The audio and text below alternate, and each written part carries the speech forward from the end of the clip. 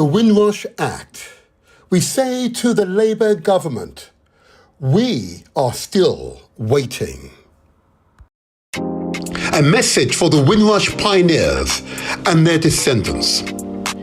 The Labour Party's general election promise, July 2024. Sir Keir Starmer pledged a fundamental reset to promote respect and dignity for the Windrush generations amid plans to prevent such a scandal from being repeated. His plans include appointing a Windrush Commissioner, opening up access to the compensation scheme, and re-establishing the Windrush unit in the Home Office.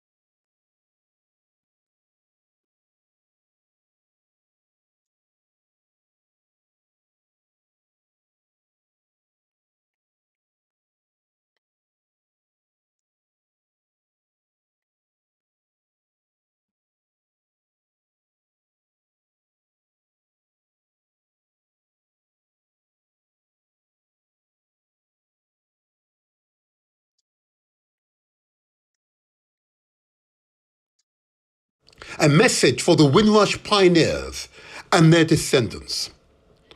The Labour Party's general election promise, July 2024.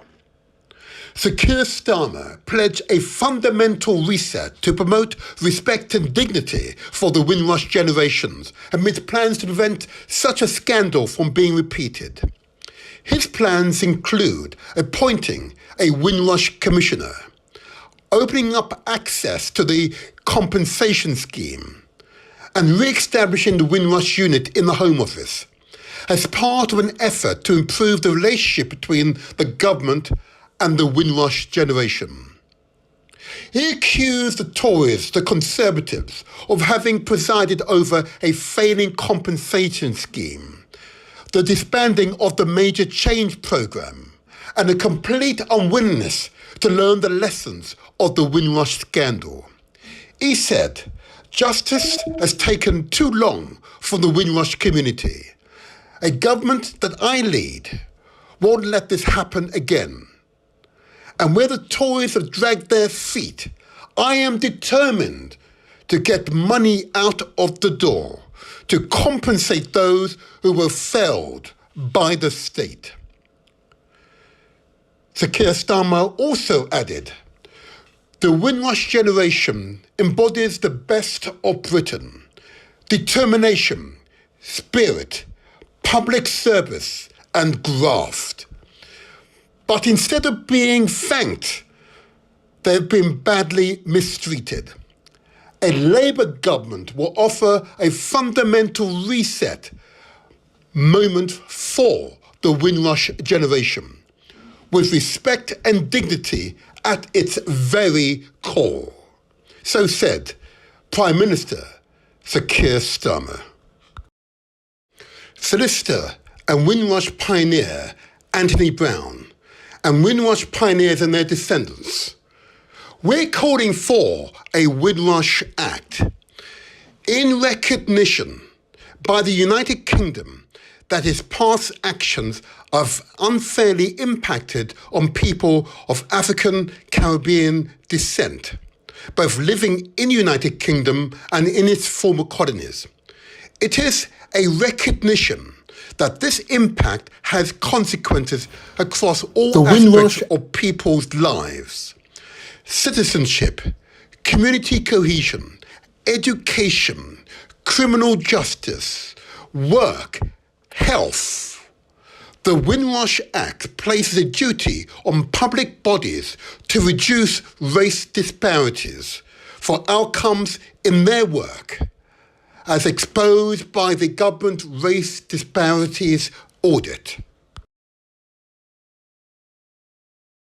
Solicitor and Windrush pioneer Anthony Brown. Windrush pioneers and their descendants. We're calling for a Windrush. The Windrush Act. We say to the Labour government, we are still waiting. A message for the Windrush pioneers and their descendants. The Labour Party's general election promise, July 2024. Sir Keir Starmer pledged a fundamental reset to promote respect and dignity for the Windrush generations amidst plans to prevent such a scandal from being repeated. His plans include appointing a Windrush Commissioner, opening up access to the compensation scheme, and re-establishing the Windrush unit in the Home Office as part of an effort to improve the relationship between the government and the Windrush generation. He accused the Tories, the Conservatives, of having presided over a failing compensation scheme, the disbanding of the Major Change Programme, and a complete unwillingness to learn the lessons of the Windrush scandal. He said, "Justice has taken too long from the Windrush community. A government that I lead won't let this happen again. And where the Tories have dragged their feet, I am determined to get money out of the door to compensate those who were failed by the state." Sir Keir Starmer also added, "The Windrush generation embodies the best of Britain: determination, spirit, public service, and graft. But instead of being thanked, they've been badly mistreated.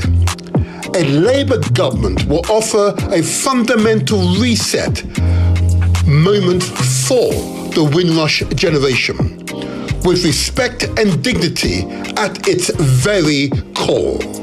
So said Prime Minister Sir Keir Starmer. Solicitor and Windrush pioneer Anthony Brown and Windrush pioneers and their descendants. We're calling for a Windrush Act in recognition by the United Kingdom that its past actions have unfairly impacted on people of African Caribbean descent, both living in the United Kingdom and in its former colonies. It is a recognition that this impact has consequences across all aspects of people's lives: citizenship, community cohesion, education, criminal justice, work, health. The Windrush Act places a duty on public bodies to reduce race disparities for outcomes in their work, as exposed by the government race disparities audit. Solicitor and Windrush pioneer Anthony Brown, Windrush pioneers and their descendants. We're calling for a Windrush Act, an apology for the wrongs that have been done historically by the United Kingdom to people of African Caribbean descent. These wrongs are clearly defined in the Wendy Williams Lessons Learned Review, and it is to the righting of these wrongs that the Windrush Act is addressed. This is not to say that there are not similar wrongs done to other cohorts of people that need to be addressed by similar legislation.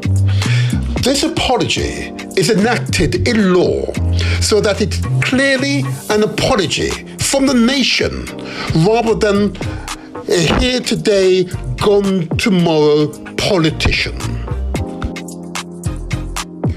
Solicitor and Windrush pioneer Anthony Brown, Windrush pioneers and their descendants. We're calling for a Windrush Act, reparations for past wrongs. The reparation for Windrush pioneers who are today living with the consequences of Britain's past wrongs. It is reparation that goes beyond mere financial compensation to individuals. but instead provide resources to affected peoples and communities to support them in what they want to do with their lives.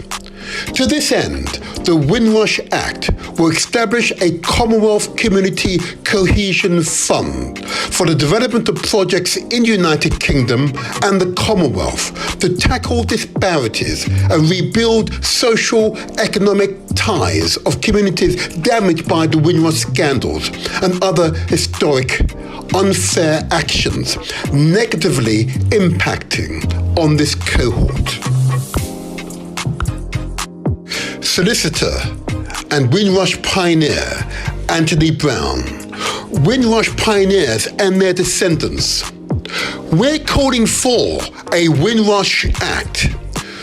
Restitution. Since 1948, the citizenship of those who arrived on the Windrush and that of their descendants has been repeatedly eroded, particularly by the 1971 Immigration Act and by the current hostile environment. This erosion leaves many within the African Caribbean cohort finding themselves British in all but name, and therefore having to prove their Britishness when it was Britain that eroded and undermined their Britishness in the first place. The Windrush Act fully restores the Britishness to this cohort. Solicitor and Windrush pioneer Anthony Brown, Windrush pioneers and their descendants. We're calling for a Windrush Act, remembering to this day, the United Kingdom prefers to tell a story about its colonial past that is often unrecognizable to those who live that past. Only by telling a more honest story about its colonial past can the country show that its citizens of colonial descent are as worthy citizens as any other. The Windrush Act holds the state and its education system to a more honest telling. The Windrush Act remembers what Great Britain meant to those pioneering men and women who saw in the country a set of ideals and values that led them to board the SS Windrush in 1948. Windrush Act campaigner Anthony Brown. So I think it's important that people who have been impacted give their view as to how they can be part of righting those wrongs, because I don't think it's something that the government can do on its own.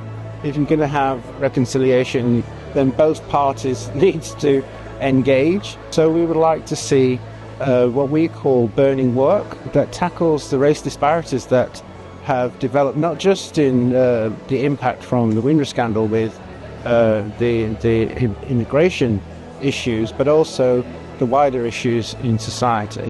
What happened during the Home Office Windrush scandal was an appalling injustice. It should never have happened. Britain welcomed those from the Windrush generation to come and help rebuild Britain after the war. But the way those who have contributed so much to our country were treated is not only wrong, it was a mark of national shame. Having spent time with so many people affected by the scandal, I've heard firsthand about the severe financial hardship, the deteriorating mental health, and the broken families it created. We are committed to righting the wrongs of the past and to ensuring that the Windrush generation's immense contribution to Britain is recognised. Victims and communities are at the heart of our work. We must ensure their experiences are listened to and learned from, so that a scandal like Windrush can never happen again. We're calling for a Windrush Act. Actions speak louder than words. The time for action is now. Translate our words into action. Contact WD Legal. Website address www.wdlegal.co.uk Join the campaign to secure the Windrush Act. Together, we will make the difference. Hashtag Windrush Act Now.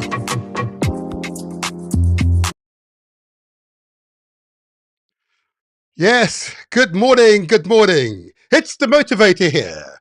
This is where we translate our words into action and where success is ours for the taking. How are you feeling, people? How are you feeling? Well, I'm feeling fantastic. Oh, I feel so alive. And I hope you enjoyed our intro video today, which alluded, in fact, told you the special guest we'll have later on in this transmission. In approximately 40 minutes' time, we'll have a discussion on the Home Office Windrush scandal. But actually, it should not be called the Home Office scandal. It should also be called Britain's Parliament scandal.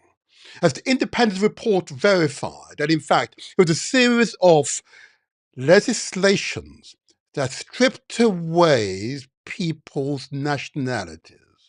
And the report, independent report, commissioned by the Home Office, determined that the types of legislation and the targeted groups was indeed ethnically biased. I'll qualify that word later on because, you understand who I am. But it's important to have a discussion. It's important what will arrive here in the Motivator Show in approximately 40 minutes' time. But between now and then, I've got a lot to pack in. And stay with us. Stay with us. We've got a lot to learn. Together. First of all, I want to recognize the contribution to more recent transmissions. And I know you all would agree with me that this year we've been fortunate to have a series of truly inspired guests who have really pushed the boundaries in terms of the empathy a human being can have for other human beings, the time, the effort devoted to other human beings. I use the term human being deliberately, because what I'm alluding to is our humanity. I want to thank Stephen of our last transmission. Really is a focus on that so-called big, beautiful bill of horrors that has now been signed. Yep, now been signed by the President of the United States of America, which results in the biggest transfer of wealth from the poor to the overly rich of $3.6 trillion. And to avoid adding to the national debt partially, what is the American Congress, the American president agreed to do? To slash Medicaid. Yep, to slash those programs aimed to support those on ordinary income but cannot afford healthcare and those basic services. To slash the federal agencies designed to protect the people's interest. Yeah, a most unequal country is now United States of America. We will return to the big, beautiful bill of horrors, and we will continue to record the continual protest that is underway in the United States of America, which has not been reported on the national, international news network. For reasons I'll leave you to resolve for yourself. It is amazing. It is amazing. A country that we all aspire to visit and to become a citizen of is now turning away the very people who are the engine of its wealth, which is the engine of its manufacturing, which is the engine of its innovation and creativity. Yeah. Anyway, you have your 47th president. Well, this is just the first 6 months. Oh my gosh. Anyway, we will return to this matter in a few podcasts shortly. Watch this space. But thank you, Stephen, for opening our eyes. Because, gosh, we really do need to review what's happening in that country. It is sad to see an empire, a country of that magnificence, fall. But we know with all empires, as they fall, they become more acute, far more extreme. And now we've seen that as it is on the streets of the United States of America. As I said, we will return to it not too long. We will definitely return to it. But I also have had many feedbacks from you all on this special show where we discussed, well, the sister codes or sisterhood and marriage. So I've spoken to thousands of women on this subject, and I continue to speak to them. Okay. And what you saw in that particular podcast, only 2 podcasts away, okay, was an insight on the general views of women. Okay. And I've got 4 other on the general views of women, 4 other podcasts devoted to this. Then I'll look at those women whose views were on the extreme, on the extremities, as it were. Okay. It is truly illuminating, truly illuminating. A little unnerving at times, other moments incredibly rewarding and empowering to hear women speak. It's important to listen to women. And that last podcast I want to make reference to, of course, is, of course, thinking about opportunities, employment opportunities, between the ages of, say, 16 to 35, the jobs of the future. We are not discussing enough the implications of AI on society is and will be profound. And most certainly no less in the areas of the place of work, how we create wealth, who creates wealth.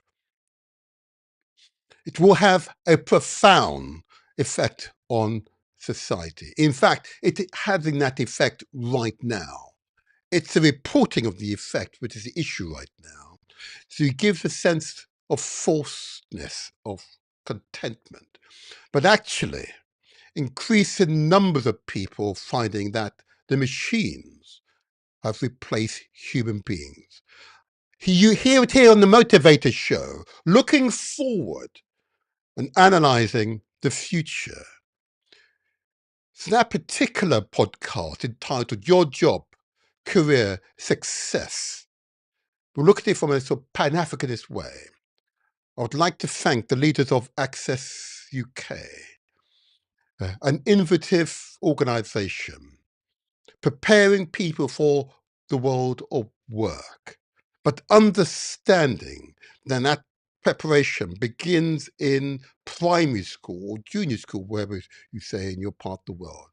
Yeah, a profound impact. It was necessary, and I'm truly heartened by the responses I've had to that particular podcast, because it truly is an insight to, well, we're introducing subjects which they're on your periphery, but unless you read about it, you're unaware. Unless you're looking at it, you're unaware. Here on the Motivator Show, you have an opportunity to hear and see it and present it in a manner that you can hear and digest and consider for yourself, your families, your wider networks.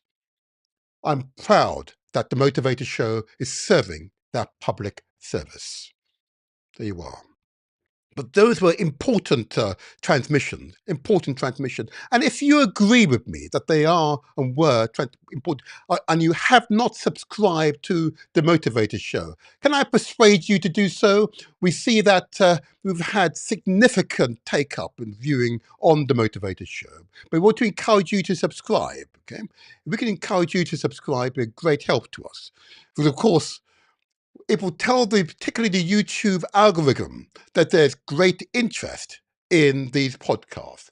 There's great interest in the work that we do here. there is great interest to spread the word. Okay, there you are. It's on the screen there. Why don't you just subscribe? It doesn't cost you anything on YouTube. It's free, but it tells the YouTube algorithm that there's interest in the subject matters that we at The Motivator Show focus, illuminates, discuss, provides you with the necessary information to make good decisions. Thank you. Thank you for your support. Thank you for support. All righty. What I want to do now is just focus on one other issue. In fact, two other issues very quickly.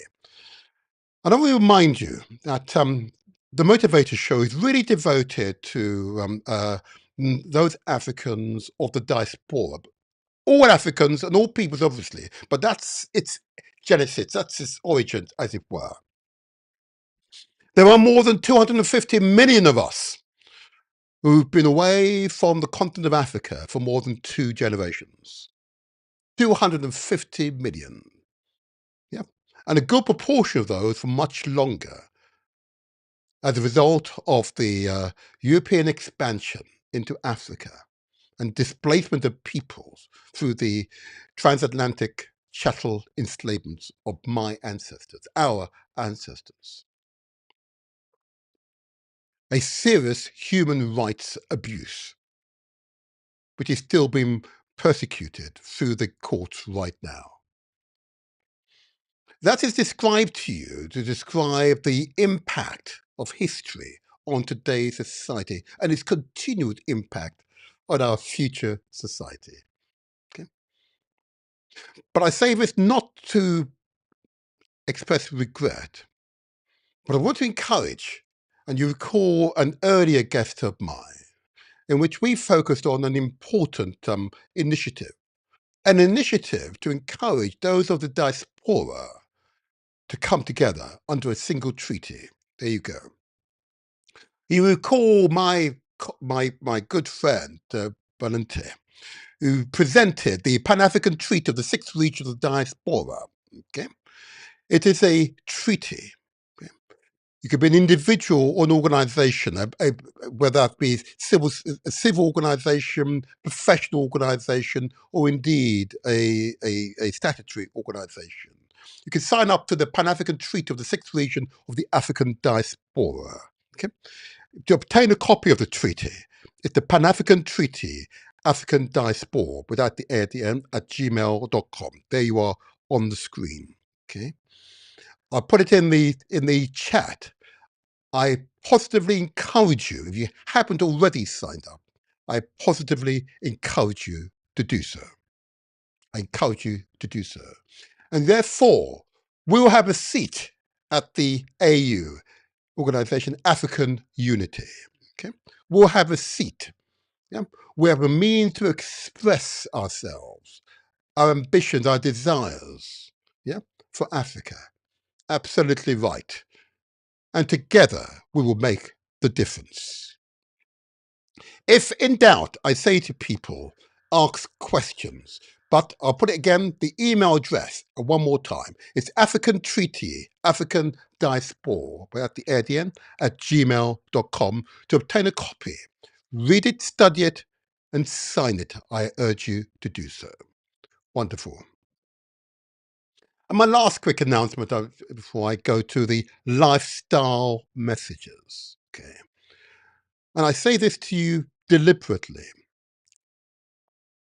It is easy for us, of course, to live our little lives and not really be concerned about those around us. Okay? But I'm very conscious that the Motivator Show has tackled many issues over the past 12 months. Okay? No issues could be one of such a profound impact, if I may say so. And that is the issue of FGM, female genital mutilation. Some of you will be aware that I'm also an elected official here in London. I'm placed in a trusted position. And women, those who are FGM survivors, have felt comfortable enough to speak to me privately, about how they feel about their body being mutilated. Many, in fact, it happened while they were babies, so they weren't aware. Some, unfortunately, it is still relatively small number, had it done once they were fully conscious and highly developed as young women. A profound and traumatic experience. One I would not wish on any human being.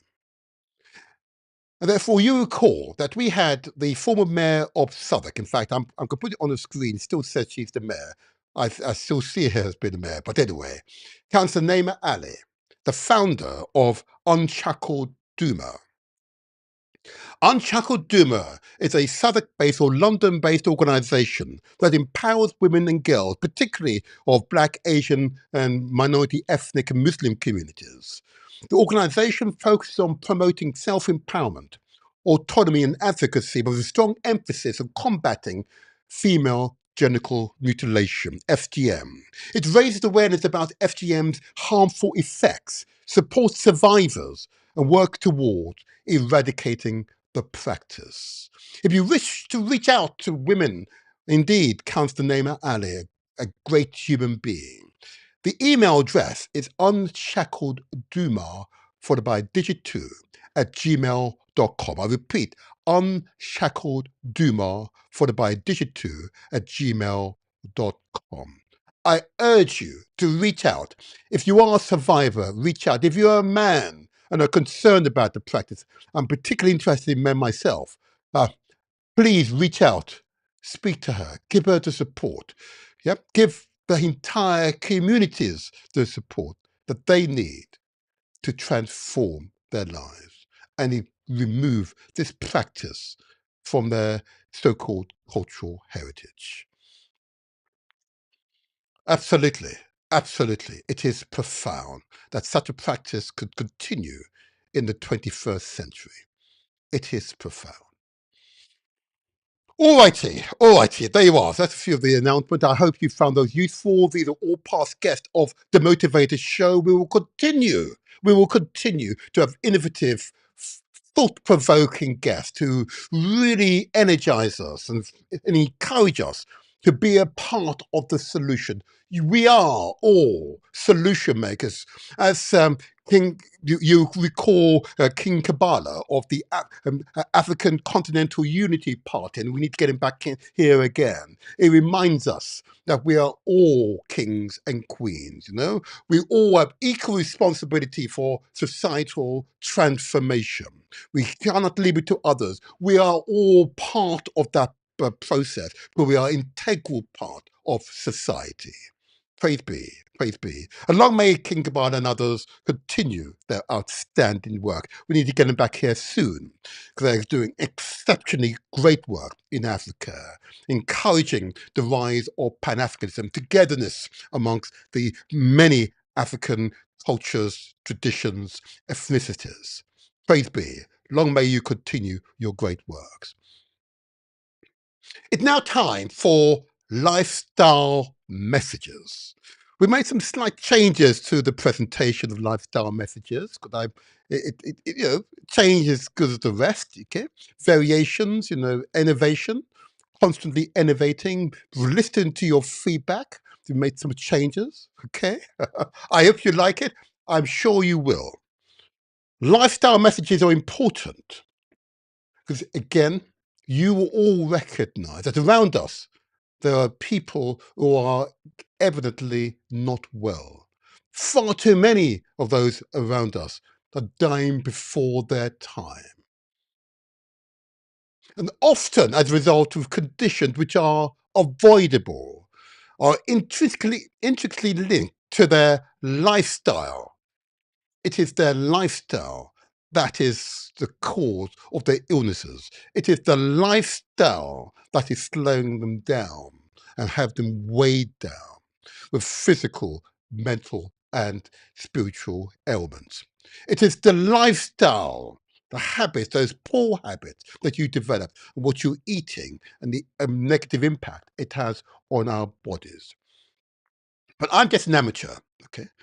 Don't listen to me. I want you to hear the words of the experts, those who devoted their lives to public health, those who are the genuine experts in the fields. Yeah? Yeah. Those are the people we want you to listen to. Those are the experts. I want you to watch carefully this short excerpt. Okay, I'm going to get it on now. There you go. I want you to listen to this. This is the Public Health Director for London. This is his advice to us all.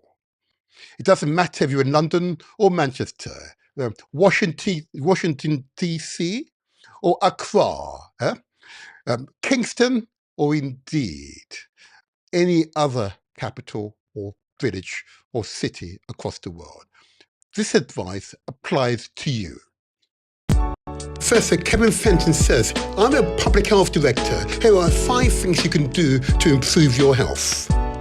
1. Mindful and balanced eating. Nourish wisely. Eat whole, balanced meals with awareness to support energy and well-being.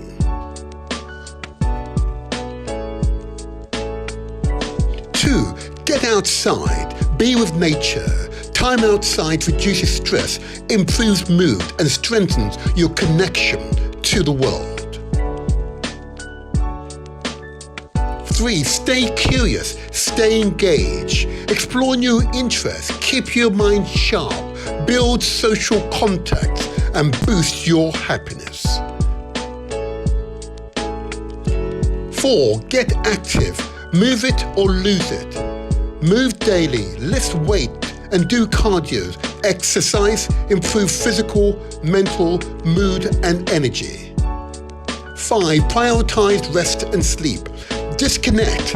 Rest. Quality sleep supports mental clarity, emotional balance, and overall health.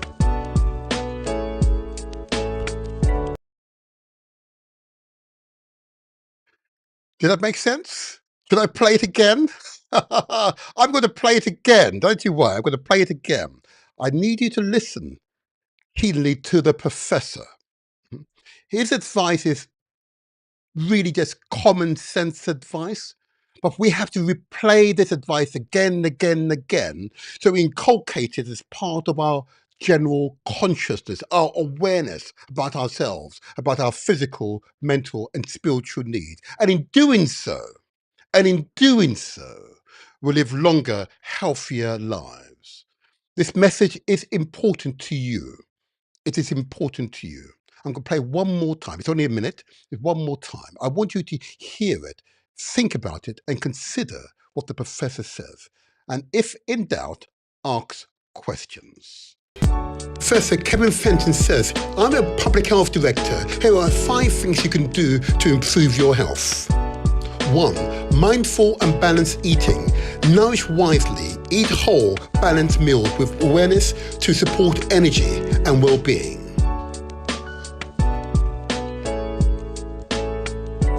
2. Get outside. Be with nature. Time outside reduces stress, improves mood, and strengthens your connection to the world.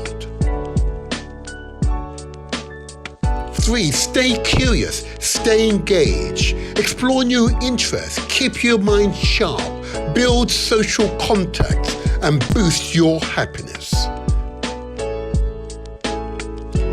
4. Get active, move it or lose it. Move daily, lift weight, and do cardio. Exercise, improve physical, mental, mood, and energy. 5. Prioritize rest and sleep. Disconnect. Rest. Quality sleep supports mental clarity, emotional balance, and overall health. Makes sense, doesn't it? Straightforward, basic advice. Yeah. He's devoted his life to your health. Okay. And if there's anything you take away from this podcast, take those messages away with you. Okay. Take it away with you so that you can incorporate it as part of your consciousness. There can be no higher wealth than your health. There's no higher wealth than your health. And what I'm heartened by is the numbers of you who've responded to these messages. Okay, I'm going to play another slight variation to the usual presentation I would make here. I want to watch a local organization who've made the decision to help people to exercise more often. Okay, I just want you to stay with me here, because this is the Motivator Show called We Care About You. Okay, watch this. These are ordinary people who've come together in common health and common purpose. Watch this.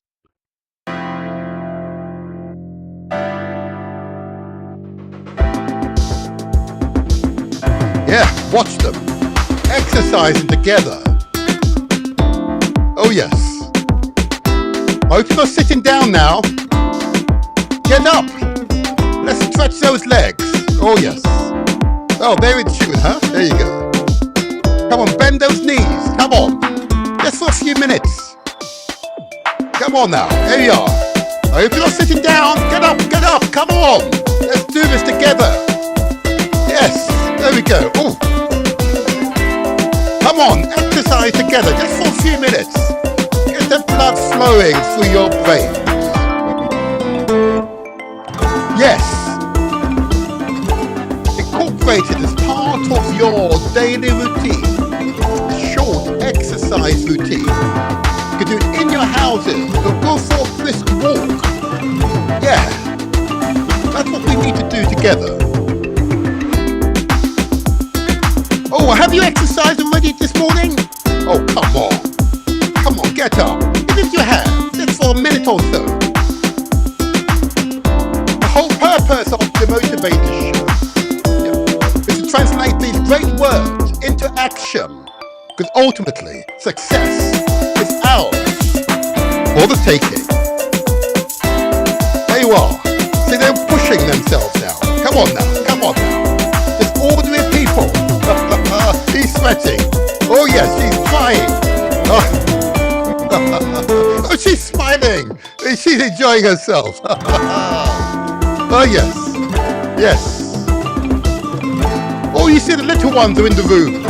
Yeah, get them young, get them young. Yeah, get your children in there. They start off young. It becomes a part of their daily routine. There you are. Come on now, come on, let's keep it going, keep it going. Only a few more seconds now. There you are.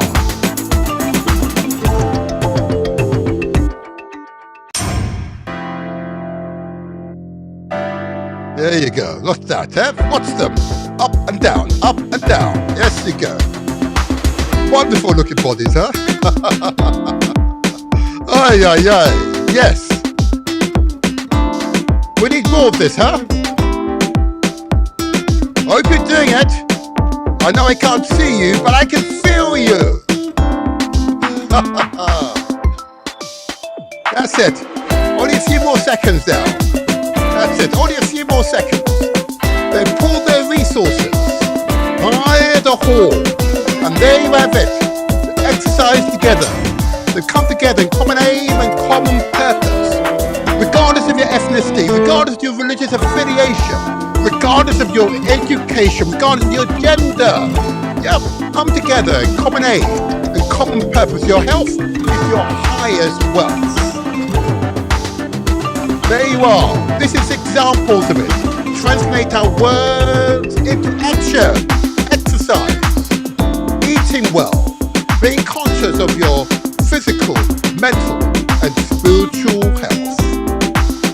There you are. Wonderful. I hope you're not sitting there just watching the screen. That would not be acceptable. We've got to do this together.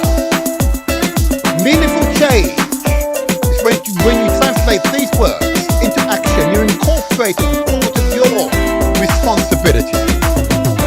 And together, we will make the difference. In unity is strength. There you are, I'll pause there. That's it, that's it. I hope you understand the sentiment of these messages. Yeah, far too many of us are weighed down by conditions which are avoidable, or we're finding great difficulty in managing. Let's maintain good physical, mental, and spiritual health.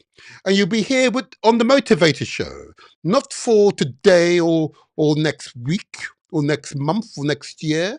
You'll be here for the next decades to come, because you've consciously decided your health is indeed your highest wealth. Yeah, thank you for those thumbs up. Thank you for the thumbs up. Your health is your highest wealth. All righty, I hope those messages received you well and spread the word. Yep, spread the word. And if you're on YouTube, of course, the chat facility is open, and I can see it's quite active at the moment, very active. Thank you for the thumbs up. Thank you. I now want to prepare for the theme of today's show. It is a profound issue of concern, and my guest will join us in less than 9 minutes' time. Okay. It is a profound issue of concern still here in Britain, and those of us who are part of the British Commonwealth, or latterly the British Empire. I use the word deliberately because that provides true historical context.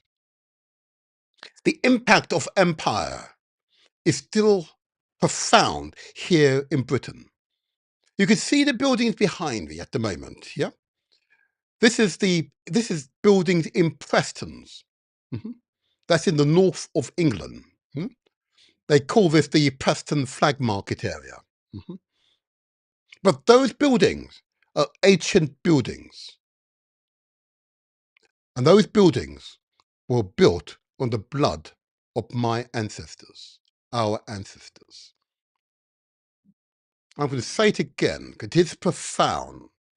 You can see the blood in those buildings. The wealth created as a result of enslavement, which means you forced labor for no pay. I'm going to say it again, forced labor for no pay. And any resistance was met with the utmost cruelty, brutality, which result in hundreds of millions of Africans with European names. Hundreds of millions of Africans cannot speak their original family's language. Hundreds of millions.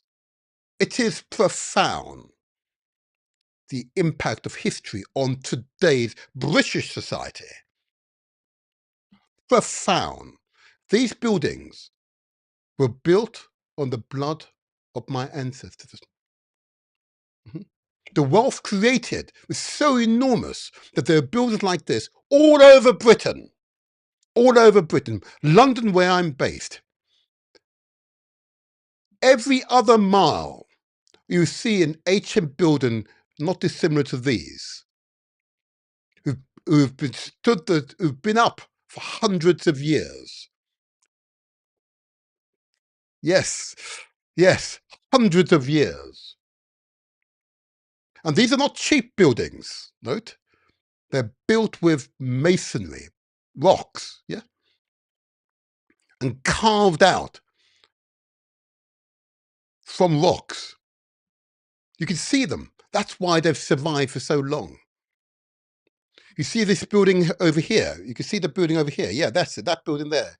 It's a very common style. Yeah, very Roman style. You see it? Do you see it? There it is. Every city in Britain, I dare say, every city in the United States of America would have a building of a similar design, which is an indication of the incredible wealth created as a result of the blood of my ancestors, which European families continue to enjoy today. Can you imagine earning £1,000 300 years ago is the equivalent to millions of pounds in today's money. But can you imagine a millionaire family 100 years ago? They were considered today to be a trillionaire family. And here in Britain, there are hundreds of families who are trillionaires. That's why Britain and the United States are such close cousins, as it were. Because of the family links. I pause. I want you to just take that in. So these buildings you see, when they have masonry, very expensive building construction style. Men and women died building those buildings. Those who create the wealth and those who built them. It is profound, the impact of history on British society, on American society. It is quite evident with your current president. You have not come to terms with your past. Here in Britain, there are most certainly signs of an effort to come to terms with its past.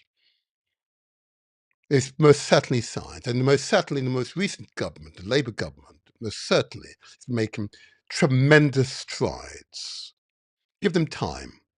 I'm confident tremendous strides will continue. Because not to come to terms with your past means it becomes a burden for your future. Africa is rising. Britain, I would assert, is an ideal position to fully take advantage of the rising African market. But increasingly, African countries are shutting out Britain and United States, viewing them just like the French, viewing them as being colonialists and wanting to dominate, don't want genuine partnership. That's what I mean by not coming to terms with your past. But yes, there you are. You can see it, the effect of history. You can see it. You can see the effect of history. You can see it. This building here, see its construction style, extremely expensive. It was only possible to build this type of building in the quantum across every city, every town across Britain, because Britain benefited from the transatlantic chattel enslavement of Africans and continues to benefit from that experience, and is yet to have a national discussion, as is yet to think about restitution, and most certainly has not to date paid reparations. I pause there, because that is indeed a profound statement. If you don't come to terms with your past, it becomes a burden for your future. And if I've got that wrong, I'm happy for you in the chat to provide a cogent alternative dialogue which suggests that the past doesn't matter, just look for the future. Unfortunately, people like myself exist. We exist. We are very much a part of British society. We exist. And there are hundreds of millions of me across the world. You need to come to terms with your past. But today's podcast will now focus on, take a deep breath, because I cannot claim this was restricted to a single political party, to my shame. Because the party that I actually have a close affiliation to, I'm a member, which is the Labour Party, I'm making a declaration, was also a part of the problem. Also a part of the problem. The Harold Wilson government instituted racist, ethnically biased legislation to impact my immediate ancestors, my parents' generation. negatively. So I cannot claim it was a single party. Without a shadow of a doubt, though, without a shadow of a doubt, it is the opposition party here in Britain, which was most certainly the party that instituted what are considered by the Home Office independent report as racist, ethnically biased legislation through Parliament, not through the Home Office, because it is an agency of Parliament, through Parliament. Despite the fact that my parents was invited by none other, he visited Jamaica, none other than Enoch Powell. Come to Britain. Come to Britain. There are jobs here. You can make a life here. Yeah, we need you. We don't have enough workers here. And of course, my parents, like myself, were born under the 1948 Act, which enshrined in law their Britishness. Yes, enshrined in law their Britishness. Under the 1948 Act, whether you're born in Britain or the Commonwealth or the Empire, you're considered British. So they came here without the need of a passport. Didn't have a passport, didn't need it. But we're British already, we're just going from one city to another. Despite the fact it was Jamaica, we travelled a few thousand miles, we're part of British. Came into the country easily enough. In the case of my parents, of course, it was actually an aeroplane, okay, but not a ship, but I won't go there on that one for now. That's an integral part of British history. It caused a brain drain across the Commonwealth, but certainly the Caribbean and many parts of Africa. But yet the very same people that were invited to come to Britain to fill those many, many vacancies, which was having a negative impact on Britain's GDP, came loyally and worked hard. Work ethic was, as the Prime Minister said, they graft. Yeah, they were grafters, hard workers. Yet Parliament passed legislation to weaken, to dissolve their national heritage. Today's show, we are going to record progression to resolve past mistakes of Parliament. Because it culminated in the so-called hostile environment in the Home Office, which they knew would impact people from that generation and their children negatively, and made no provision to protect them from those dastardly acts. My guest has arrived. It's now time for the interview. Let's see if I can get him into the studio without any pain. There we go. Oh, we have him here. I believe we have Anthony Brown. Anthony, can you hear us all right? I can hear you fine. Excellent, excellent. You're looking well, sir. You're Thank looking you. well. As young as ever. As young as ever. Oh, Black don't what's your crack. secret? What's your secret? Black don't crack. Oh, I don't know. I don't know about that sometimes, but I hear you. I hear you. It's good to see you again, and good to be in your company again. Welcome, welcome. And it has been a while. Yep, it has been a while. Yeah, it has been a while. But I know that, and I've been monitoring your great work. Your energy.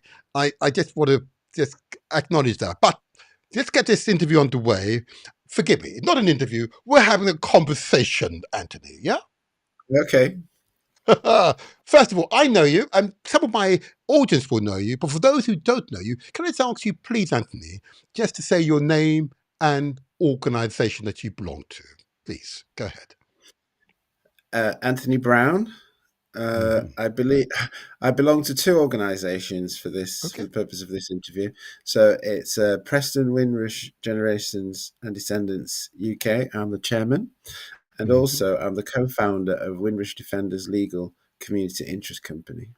Mm-hmm. Two very important organisations. Thank you for that. Mm-hmm. Before I start the dialogue proper, I'm going to be a little naughty. I'm going to ask a question which you're not prepared for. I want you to share with the audience Mm-hmm. the name of a man or a woman, man and a woman, who you've met in the past 12 months, who've Mm-hmm. most impressed you, and tell us why they've impressed yourself in the past 12 months.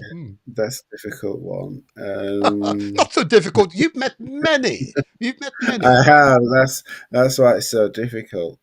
Okay. Um, I, I'll say a man that I've Mm-hmm. met is. I hadn't seen him for a long time. He's a childhood friend.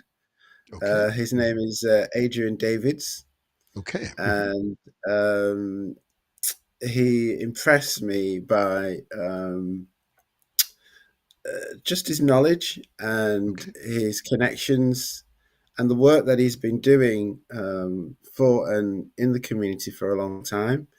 He's now the chairman of Arak Housing Association. It used to be Arak All right. Alton, but he also runs a number of organisations that are involved in tackling a lot of the issues that we're going to talk about. So, Okay. for example, they tackle knife crime and Mm-hmm. gun crime and Yes. a lot of the problems that affect us.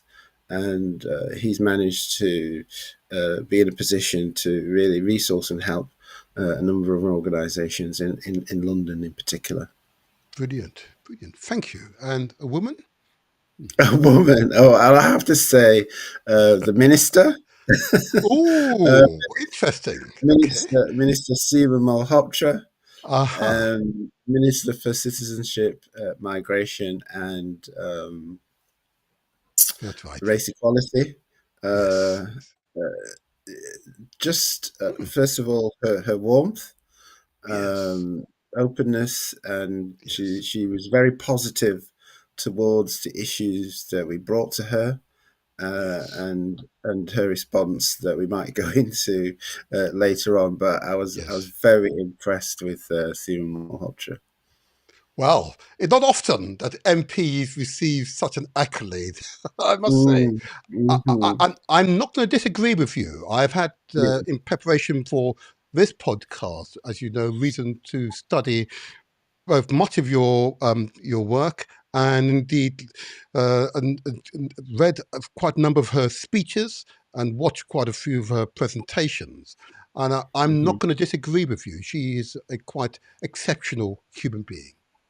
Hmm. Thank you. Thank you. Yes. Thank you. That's really a useful insight. And we will get on to that particular minister later on in this podcast. But I want to now go into this now. Then, as I said, we've got constant new members, new viewers here, and again, I know you. So I'm going to ask you this question just to get us going. How have you and your family been affected by the latter-day Home Office hostile environment policy? How were you affected and your family? Well, I was affected Mm-hmm. many years ago. People Mm-hmm. believe that the hostile environment began in 2014 with Theresa May. Indeed, indeed. But the so-called Windrush generation will know that when they arrived on these shores, they saw signs of no dogs, no blacks, no Irish, Can and you so imagine? Can therefore you that imagine? was a hostile environment. And Absolutely. then that attitude went into the formulation of certain laws. In my Yes, case, it was the Immigration Act. So prior yes, to that, people from the Caribbean yes, started coming from many years, but they had the citizenship of the United Kingdom and colonies mhm, from 1948. And then when they became independent, though that citizenship, that status was withdrawn, not only for the people that still remained in the Caribbean islands that were independent, but for the people that had come to these shores and settled. They were no longer British. They were now Jamaican or Barbadian or whatever. Yes. Yes. And that meant that they were then subject to immigration laws, because obviously British people are not subject to immigration laws. But because that had been withdrawn and they had settled here, if you didn't register as British, which many of them didn't because they were told they didn't have to, That's right. then That's right. then they'll be fine. They would be just given indefinite leave to remain. But of course, years later, that all changed as the laws changed, and we found that people were excluded from the UK, or they were threatened with deportation. In my case, I was threatened with deportation when I wanted to go to university. So that was a massive impact on me because I didn't then go. Obviously, that affects your earning potential and other Forgive me, impacts on but life. forgive me, Anthony. Forgive me. So, were you born in Britain or Jamaica? Can I just check? I was born in Jamaica, Right. but Okay. came here when I was 6, so very There you young. go. But then went back to Okay. Jamaica, Yes. um, ostensibly for a couple of years. But my dad extended his contract, so I was there for 4 years. And then when I came back, I went to college and wanted to go to university. Yes. But then the Home Office told me I was an illegal immigrant because the laws had Wow. changed. And the law that they brought in, the 71 Immigration Act, said that if you'd been out of the country for more than 2 years, then you lost your residency rights. So I don't know Right. which British person that happens to, that you leave the country and then you lose your residency rights. But it happened to us because they'd taken away that status, and Mm. then I was threatened with deportation. So my point is that it's been going on for many years. So Yes. quietly, Yes. under the Yes. radar, people have been deported, they've lost their jobs, and Right. it only came to light, 40 years later, with the reports in the Guardian from Amelia Gentleman that people were being rounded up and deported, and people Wow. losing their jobs, and people were being put in Oh, detention. And you thought yes. you were living in Nazi Germany, but actually, Yes. it was the UK. People were actually put in detention and deported simply because Theresa May had put in place a law that said you need to have documentation to visit your doctors. You need to prove your legal status to keep your job. Yes.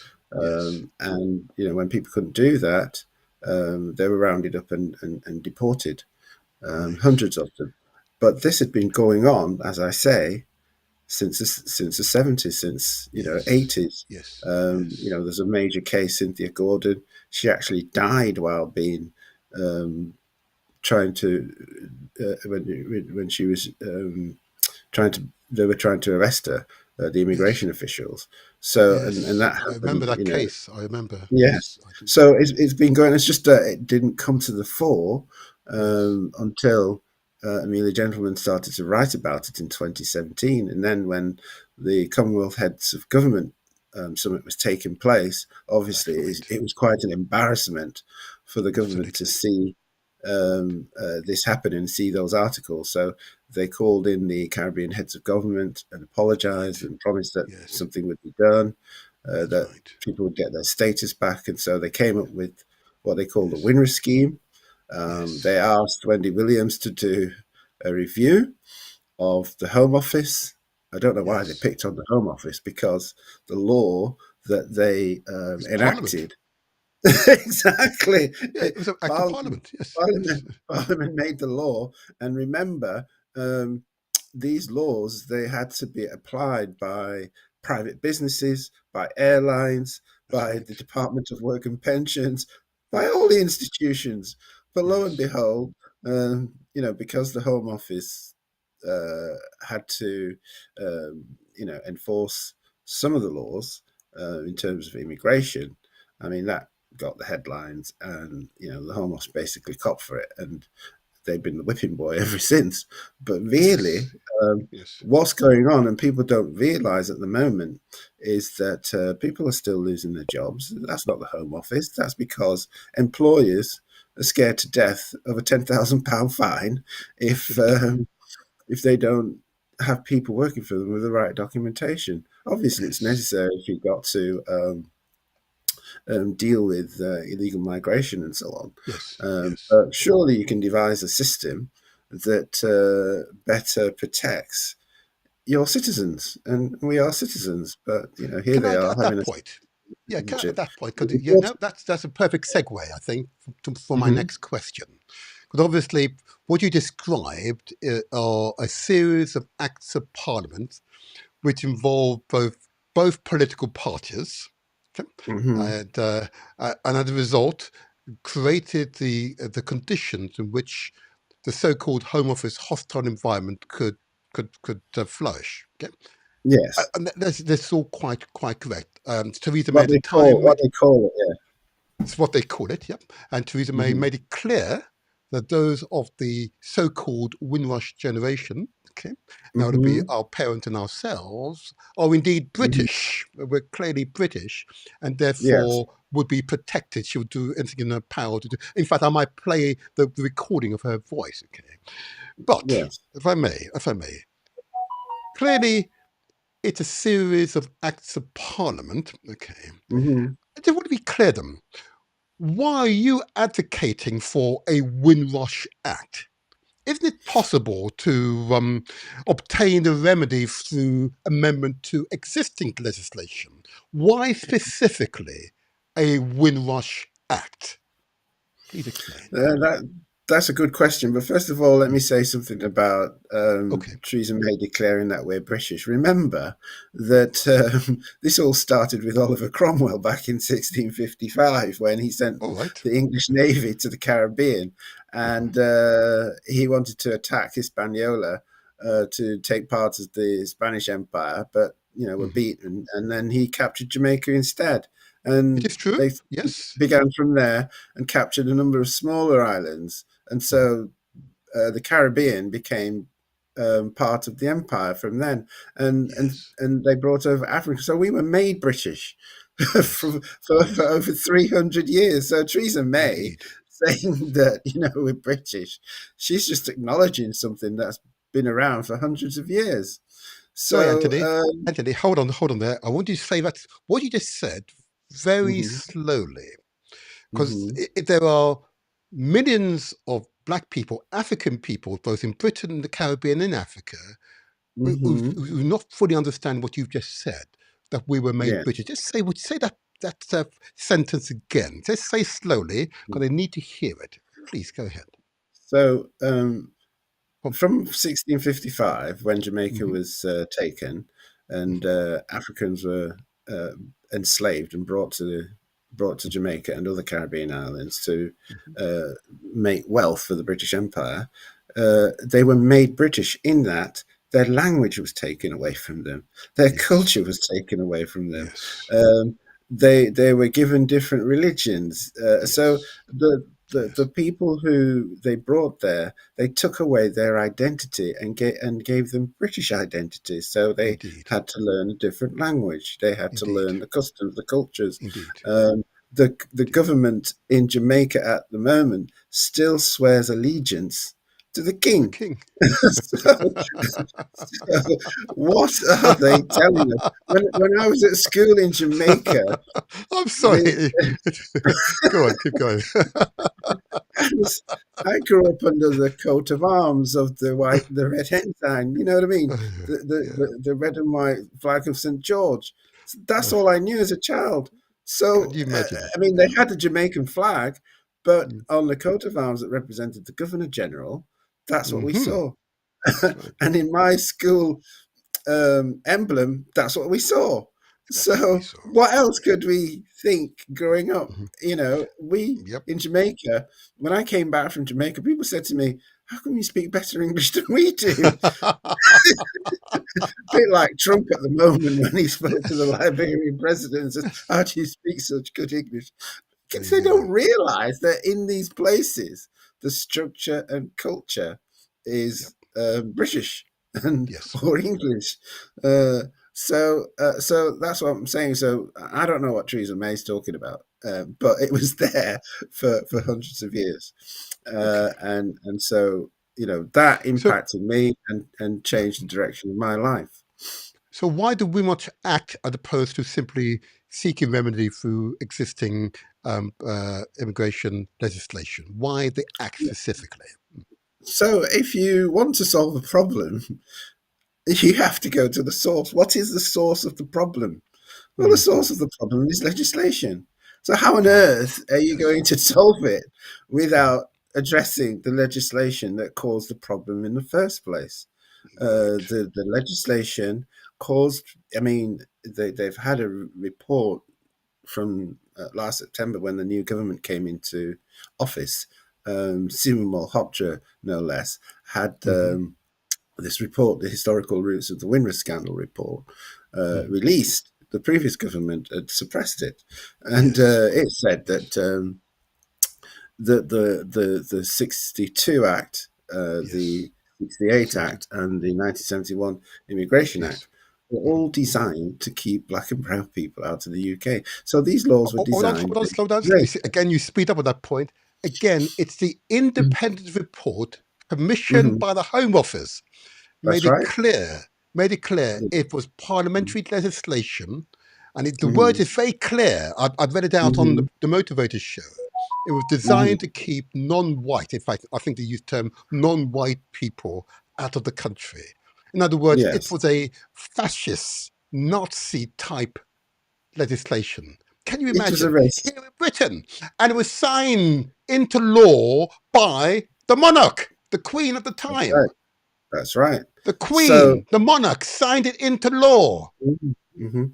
So that's what the law says. Now, it seems to Wow. me that the first thing you ought to do, if you've got an immoral law on the statute, but remember, Indeed. the laws are supposed to be standards by which the country is going to operate by. And if you've got Yes. immoral standards, what's that gonna do to your institutions? It's going to make Yes. them immoral as well. So what else That's can the right. Home Office do but be immoral?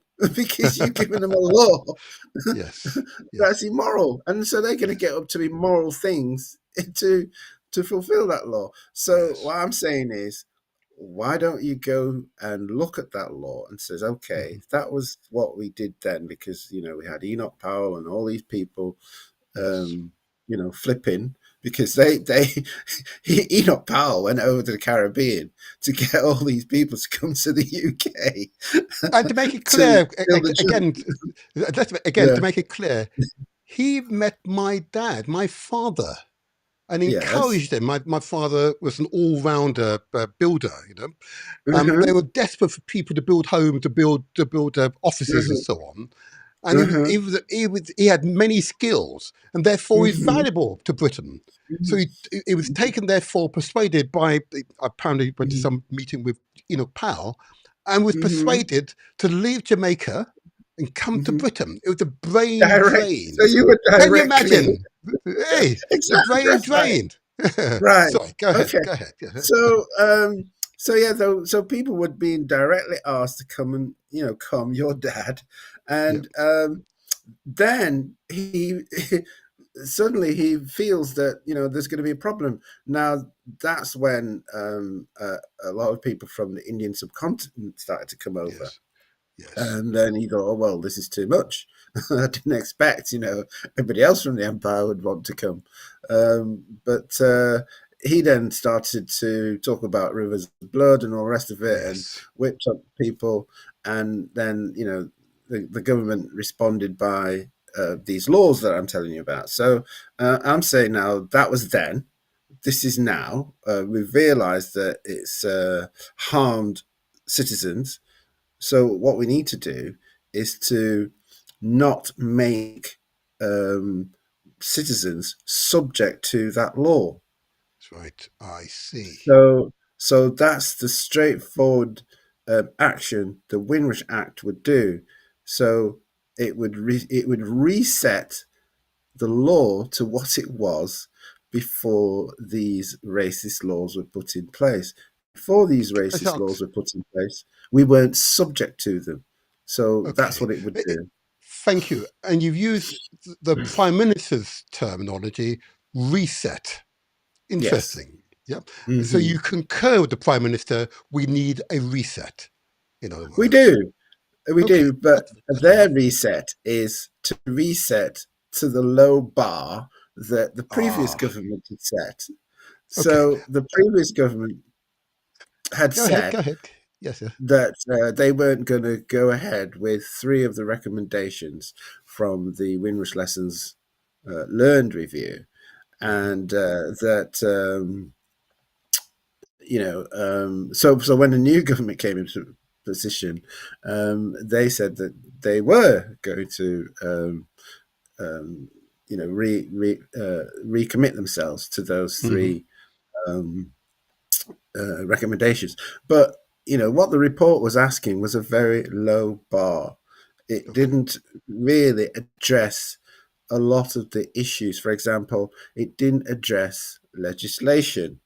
Hmm. And if you've and she deliberately didn't address legislation because she was told not to, because obviously they knew what the situation was. Having a review about what the Home Office was doing, yes, it would come up with some good headlines and some salacious things to criticise the Home Office about, but it wouldn't really get to the root of the problem, because the root of the problem was the legislation that the Home Office, by law, had to enforce. So, Yes. you know, and what the report came up with was that the African Caribbean community had been harmed.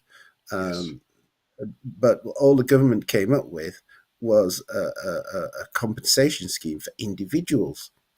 It doesn't Right. repair the harm that's done to the community. Now, Okay. to repair the harm that's being done to the community, first of all, you've got to stop deporting them. You've got to Yes. stop breaking their families up. You've got to Yes. stop excluding them from schools, from Right. health, Yes. from over policing, and so on, because that was the mindset before um, the laws were enacted. And so, Okay. if you want to repair that harm, you have to change the law, which stops more harm being done, and then you have to repair the harm. And this is what the Windrush Act would do, because the government says that it estimated that it would take about 200 million to 500 million pounds to compensate individuals over 2 Hmm. years. Now, Right. 6 years on, they've paid out 100 million. So they Oh, haven't really? even That's all they've done paid out. Oh my gosh. yeah, roughly they've paid out about 100 million Mhm. over 6 years, rather than the 2 years that they were supposed to do this within. And, Mhm. we've heard all the problems with the compensation scheme. I won't go into that. But Okay. I'm saying that the Windrush Act, what it would do is say, okay, well, that's just looking at one part of the situation. You've got all these other ills that have occurred because the racist laws were put in place. It's affected health, it's affected education, it's affected criminal justice. So organizations working in those fields should be able to access some of these millions that you've set aside Okay. to repair that harm. All right. And that's why I think that there's The too Windrush Act is much necessary. play made about the compensation scheme, when Yes. really we should step back, have an overall look at the thing. And once you Yes. change the law, it would mean that people would be able to access the compensation scheme much easier. They'd be able to Right. access the Windrush scheme, which is the one that deals with status, easier. So there'll be more people then coming forward for compensation. I The understand. criteria Yes. would need to change, and all the problems that people are talking about the scheme could go away as well. So, but A you need to question then. start with changing the law. Yes, I understand. I understand. I just want to. I know we're giving people quite a lot of information, so I wanted to slow down again, if I may, and to Mm-hmm. look at the act that's being proposed. and Hmm. you've started the process. So the first line I see here is the sort of legal guarantees. A formal act would enshrine protection in law, Hmm. preventing similar injustices in the future. So that's the basis of it. Yep, that's the basis of Yeah. it. Hmm. Yep. Then you go on to say the a comprehensive compensation. So I know, notwithstanding what you've just described, the current compensation scheme has been widely criticised as Hmm. slow, poorly managed, insufficient. An act would improve the speed and redress, which you've just described. Yeah. Hmm. Third one point from my note for yourself is accountability and reform. Now, Mm. you want a systematic change, especially in the Home Office, including Hmm. dismantling the hostile environment, which is, I'm curious if it has been dismantled. Therefore, immigration policies that led to the scandal. So, has the hostile environment been disbanded? Question directly for you. I pause because the term is not generally used these days. Um, Hmm. has it been disbanded, or is the hostile environment still alive and kicking? It's very much alive and kicking because Oh my you gosh! know, you've got to remember, put yourself back in the government's position of 2014. It had a lot of people in the Sangatte refugee camp in France.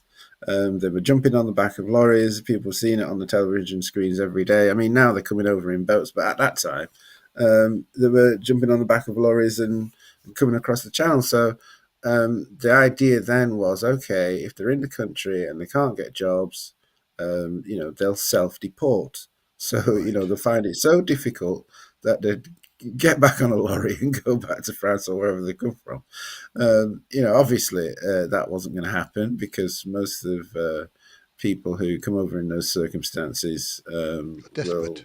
work Yeah. in Yeah. illegal situations. So, Yes. um, putting these laws in place, they'll find jobs for cash and things like that. Hmm. But Yes.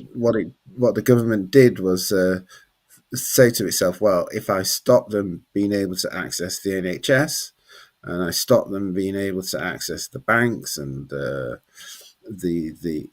access jobs, then and if we find them, then we'll deport them because they won't be able to have the documentation to show that they've got legal rights to be here.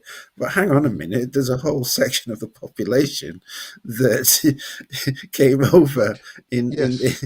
in the 60s and Yes. 50s and whatever that didn't have documents either. So That's right. what happened is they started to deport them. So those that actually find out about the Windrush scheme and or check that they're eligible can get some relief from these laws, but these laws are still in place, and Wow. so the hostile environment was created by law. So Yes. and those laws haven't changed. What they've done is they've put the winner scheme in place that really is very narrow, that only helps a small section of the people that need help, because we have, for example, have people here that came here before I did. So they came in 1961. I came in 67. Okay. They'd left the country, but they'd left Mhm. it for a while, and they're back here now. They can't get their citizenship back, and they're still Oh living in wow. limbo. So the hostile environment is still in effect for them. Still in There effect. are there are Forgive people. me, Anthony. Forgive me, Anthony. In other words, under the Labour government, the Hmm. Conservative, the Tory hostile environment still Hmm. exist. Is still on the statute, and listen to this. Okay. You talked about the activities that I've been doing since we last spoke. One of Yes. them was that I went to Parliament to hear a lecture by the MP. Uh, oh, Okay. this I'm Which one? getting a bit of brain fog here. Um, That's okay. Just keep going. Just keep going. So just tell us yeah, what you but experienced. she gave a lecture in Parliament, Mhm. and she was talking about the way she had fought to stop this legislation coming through. When Theresa May wanted to put this legislation in place, how much she had fought to do it. She's the mother of the house. You'll be able to help me now. Oh, Um, that's of course MP Diane Abbott. Diane Abbott. There you go. Yeah, it's too Yes. early in the morning. Mhm. But Diane Abbott, mother of the house, was giving a lecture in Parliament, and she talked about how much she'd fought. So I said, listen. So I was able to ask a question at the end of that, and they allowed me to ask the question. So I said, well, now that you've come into government, you've got this huge majority. Is there anybody working on changing these laws that you say Ah, you fought yeah. so hard to stop? And her answer was no. And the reason is, she said, is because the pressure from reform. So the government is paralyzed because they're feeling that if they start tinkering around with the legislation on immigration, then reform will take them apart and win the next election. So that's Mm. the situation. Okay.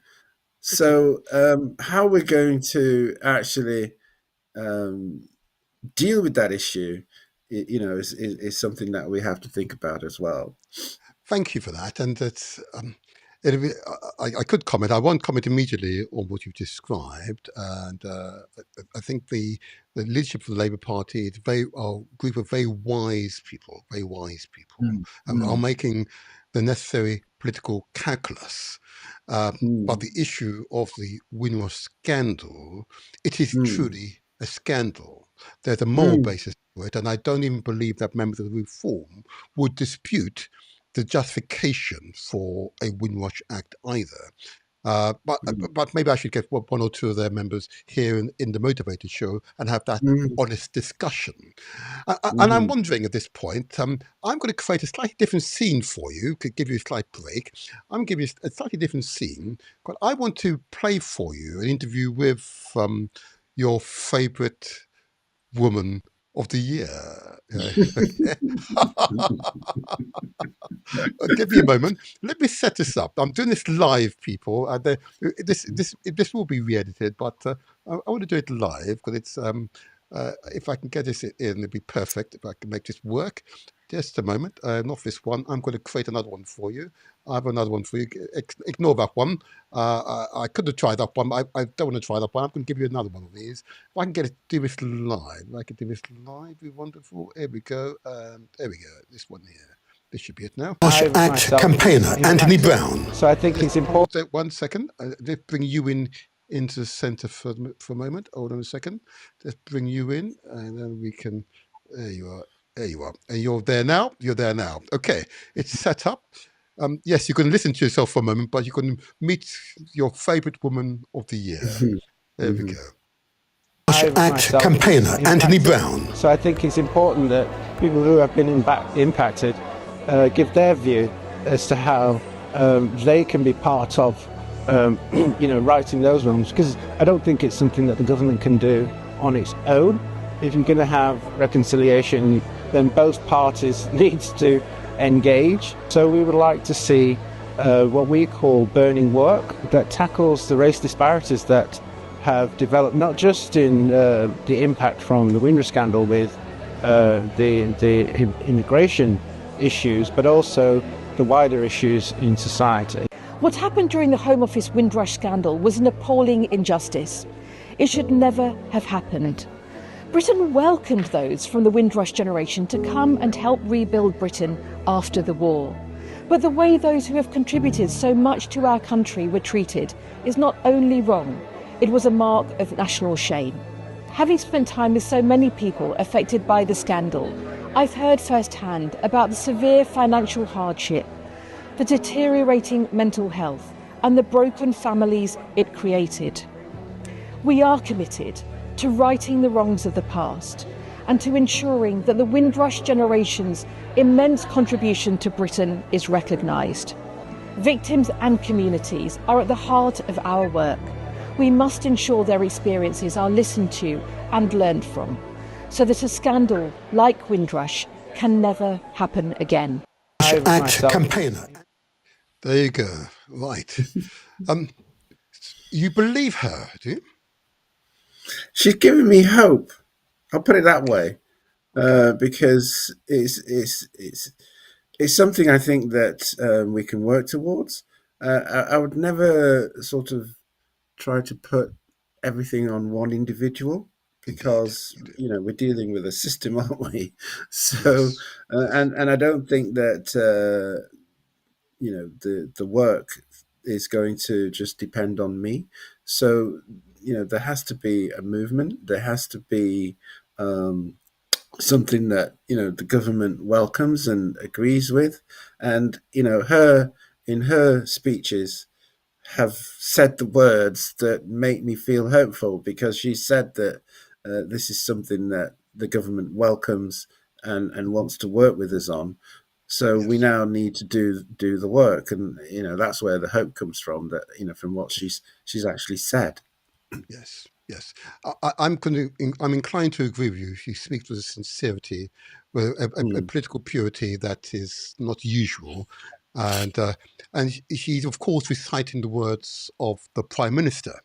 The Prime Minister mm, made it clear in July 2024 what his priorities were, and reset was the first words. But he also outlined other criteria which are principal to the new Windrush Commissioner. I understand is that person in post nowadays. yes, that's Clive Foster. There you go. He's a minister from a pastor from Nottingham, Hmm. and he was the vice chair of the Windrush National Organisation. He's now Hmm. stepped down from that and taken up the Right. post of Windrush Windrush Commissioner, and Commissioner. that's going to be Yeah. launched on the 16th. So next Yes. week, it's Yes. going to be launched in Hackney, and we're going along again to Yes. Yes. Yes. hear what he has to say, and how he's going to go about his task. Absolutely. So that's a promise made and a promise kept. Okay. Yes. The Prime Minister also committed to opening up the compensation scheme to make it easier to access. Has that happened in your experience? Well, what they've done that could be described as making it easier to access is to um, offer £1.5 million to organisations that have been doing the work for the last 6, 7 years, to help Yes. people um, to access the schemes. So Hmm. this is for advocacy. It's called the Windrush Advocacy Fund, Hmm. and so we've bid for that, and other organisations have bid for that, and that will Okay. help us to employ people to support people trying to access the scheme. Right. So we should hear in the next couple of weeks whether or not we've been successful, and other organisations will hear, and we have access within the community to sort of um, raise awareness of the scheme and access people, but we didn't have the capacity before I to understand. process them Yes. all. Yes. Yes. So Yes. now with the funding to employ more staff, we will have events, we will raise awareness, and we will then have the capacity to help people. We couldn't do that Okay. before because we'd be Yes. overwhelmed, and we were No. overwhelmed sometimes Yes, because we I just didn't have realise. I realise. And another promise the Prime Minister made, and sees the. the MP has also confirmed that the Windrush unit has been re-established, restarted Mm. within the Home Office. Is that correct? Has that happened? It has been re-established. It's Hmm. been led by Anita Bailey. We've Hmm. met a number of times at events. Hmm. We've got plans to work together on what we're calling a continuous community improvement plan. Right, That came from the job of the Windrush unit. The Windrush right, unit has to um, deliver a continuous improvement plan for Yes. the Home Office. So I thought, Yes. hang on a minute, how come the organisation that's deemed to have perpetrated all this harm on the community gets a continuous improvement plan, but the community that you harm doesn't get Indeed. get an improvement plan for the harm that Mm. you've done? That doesn't make Yes. sense.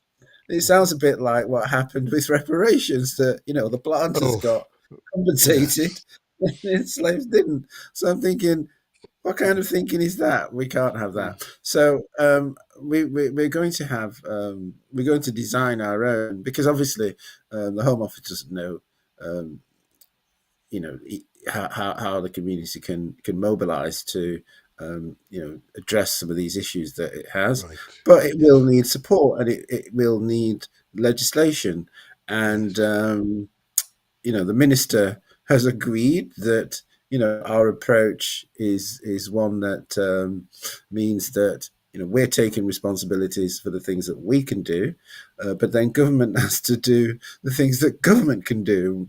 Government can legislate, we can't, Absolutely. and that Absolutely. legislation will underpin the work that we're doing.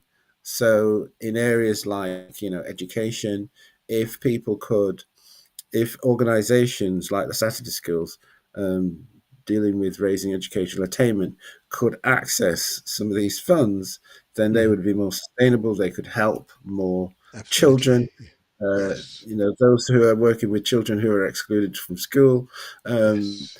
they could get more support. That has a knock-on effect for criminal justice, because you'd be reducing the amount of Absolutely. young people going down the Yes. schools to prison pipeline. And Absolutely. Yes. we reckon, well, not us. There's a report out that my son was doing some work about allocating talent. So there's a research paper in the US that says if you remove all these barriers to education and some other factors, that you can increase the GDP of a country. And Yes. America was able to show that they could increase their GDP by Absolutely. 10%. And That's right. That's there's a right. that's right. But there's another paper in the UK that's done by a UK organisation. I should have got the details of it so I could let people know, so they could get. I'll probably try and search for it in a minute. But they say that if we address these barriers, that we could add 24 billion to the economy. If I may say so, I've not read that paper directly. I've read a summary of that paper, and I've asserted here Mm-hmm. only a few podcasts ago that, in fact, Mm-hmm. the ethnic bias behaviour Mm-hmm. of far too many English, Scotch, Welsh, and Irish people has Mm-hmm. resulted in making Britain poorer. Yeah, Mm. because the energy and talent amongst Africans here from the Caribbean of the continent, Yes. undereducating that community has a Mm-hmm. direct economic impact on Great Mm-hmm. Britain. Okay, they're Mm-hmm. hurting. They're cutting up the nose to spite their faces. Okay, which is why I use the term Britain still remain hostage to its history and to its past, Mm-hmm. has yet to come to Mm-hmm. terms with it. As a consequence, it's still poorer. Mm-hmm. Mm. It is going to be a quite traumatic experience for some English, Scotch, Welsh, and Irish families to come to terms with Mm-hmm. their past. You may Mm-hmm. have noted in my intro before you came in that your Preston market area is surrounded by the Mhm. ancient buildings. Those ancient buildings following a style which are very common here in London. That Yes. style, of course, are incredibly expensive to build, even in the Mhm. day, those 300 years ago. But the Mhm. reason why Britain could afford it was, of course, the chattel enslavement of our ancestors. Okay, That's right. and that connection is yet sometimes to be fully appreciated, and the social and economic impact is yet to be Mm. fully acknowledged by wider society. Yeah, the But blood if of you our want Britain to be ancestors run through these buildings. yes, The the blood of blood our of our ancestors ancestors. run through these buildings. So telling Yeah, us that this is not our country is just, absurd. complete nonsense. Absurd, absurd. It's more than And our country. it is more than our country. Well said. It is more than our country. Yeah, absolutely. And the last point on the Windrush Act, okay, you use the term symbolic justice. The Windrush Act would formally acknowledge the government's wrongdoing and honour the Mm, contribution of the Windrush generation. Okay. Are we mm, any closer to that? You know, you speak to the MP and others, and are we any closer to that, to the government acknowledging the wrongdoing?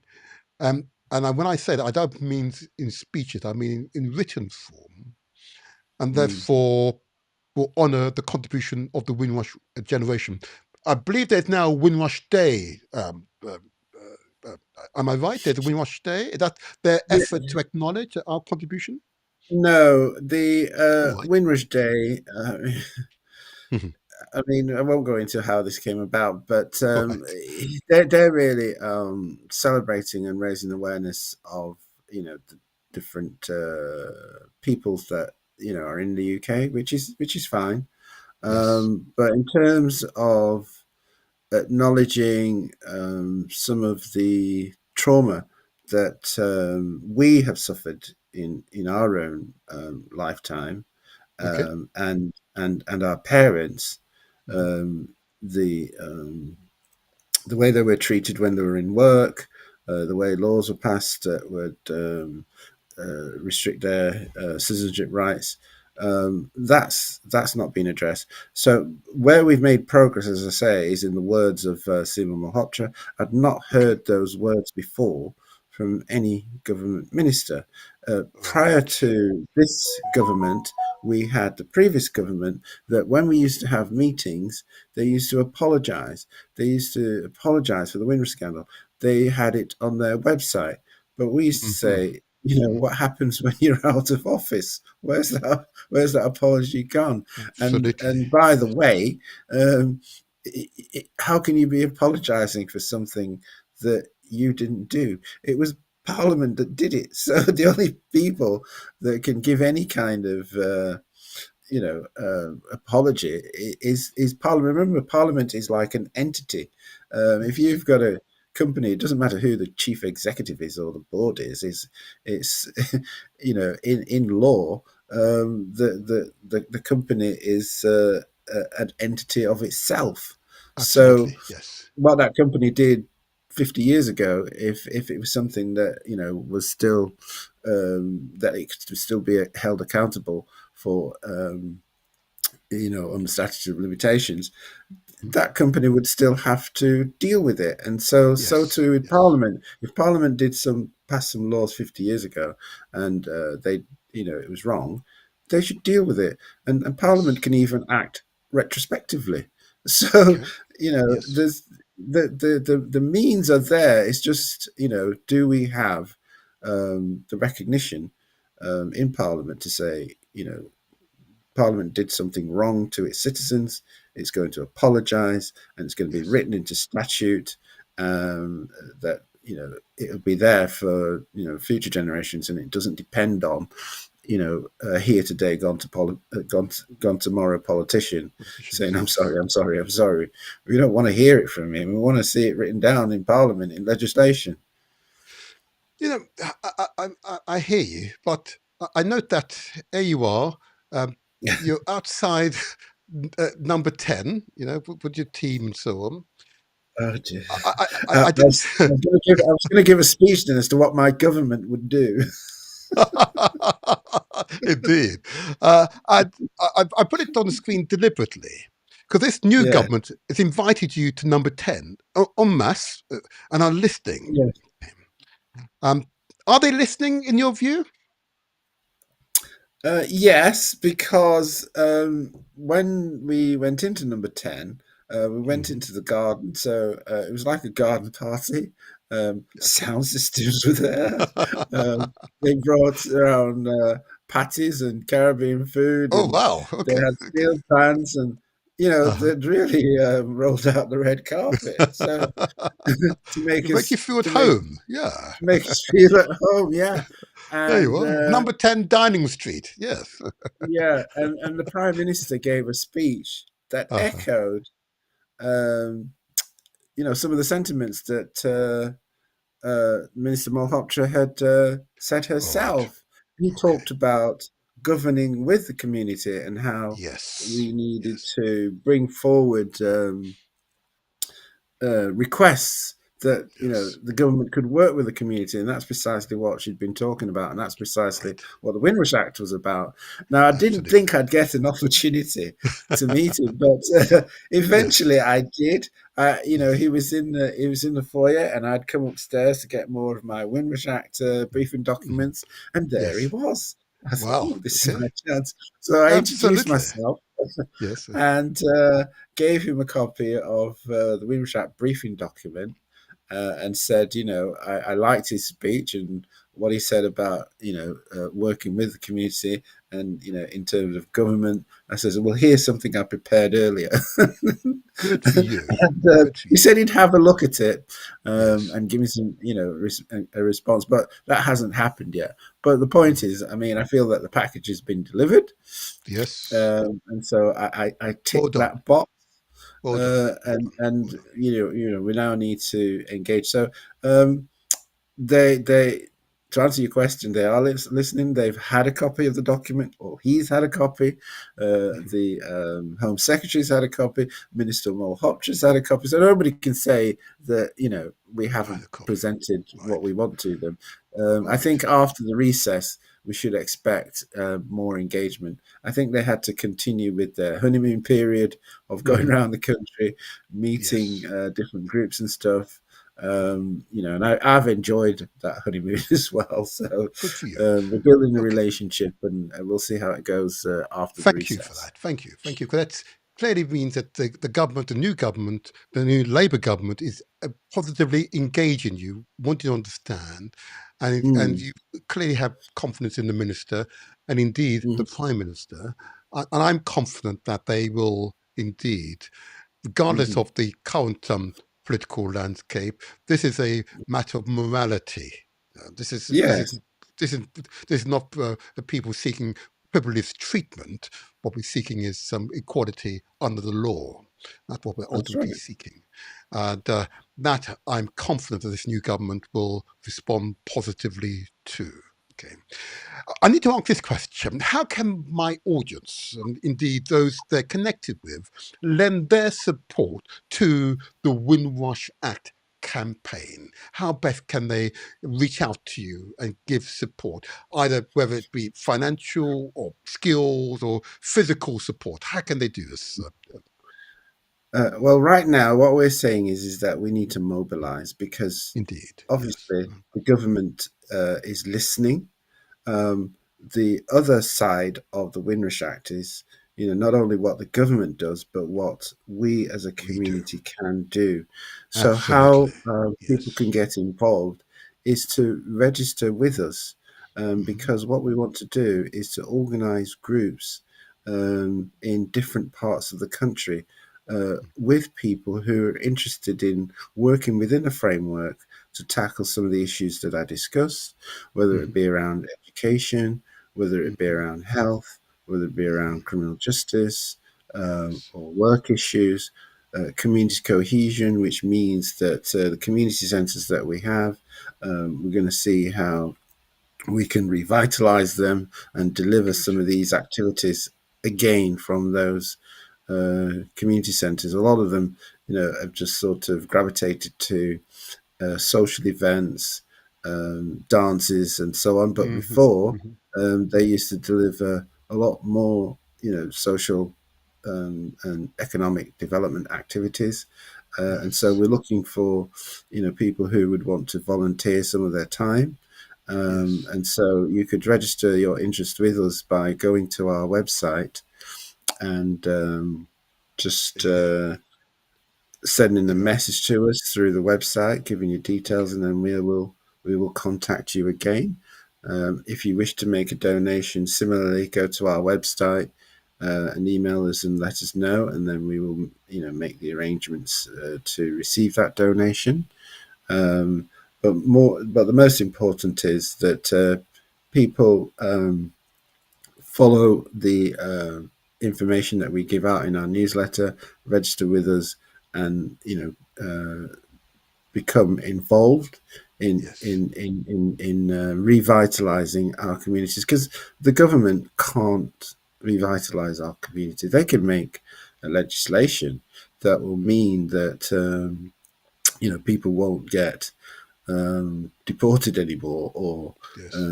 won't lose their job or Yes. whatever. But Yes. In damage has that case, already then, been done. So, and to okay. repair that damage, we will have to go into the community, and we will And do have so. to Yes. sort it ourselves. I'm going to read out what's on the screen, particularly for those who are using their mobile phones in listening to Mhm. your dialogue. I'm going to say this, and this is happening live. We're calling Mm. for a Windrush Act.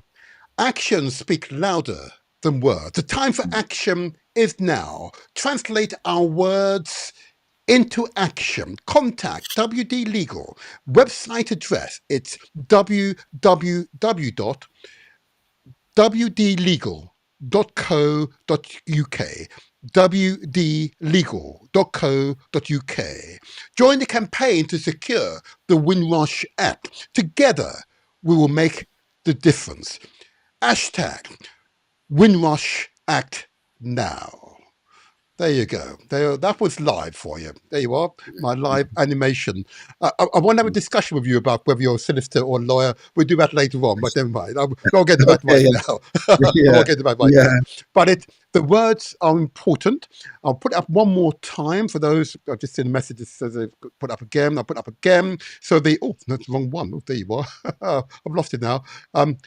What's important, what I think is important with when doing this sort of thing, is that the audience are taking notes. So the website address, so you can contact Anthony via the website.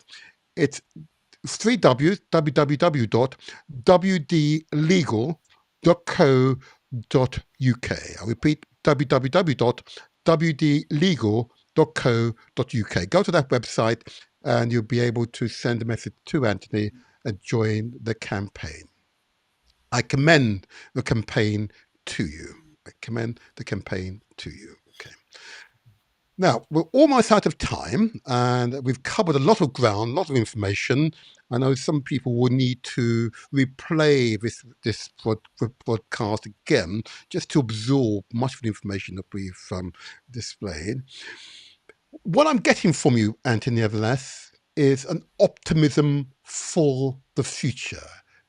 Would that Mhm. be a reasonable assessment of your state of mind now that you've had a year, almost a year? In fact, it has been a year, almost a year, in fact, since this new government. Yeah. Is that your state of mind, optimism? I am optimistic with the new government. They're Mhm. making all the right sounds. I don't know about their other programs. I'm just talking We will not comment on that. No, not yet. what they're doing Mm, through the Home Office with mhm. people from our community. I know that there are other communities that have impacted by the scandal, but I'm focusing on our community.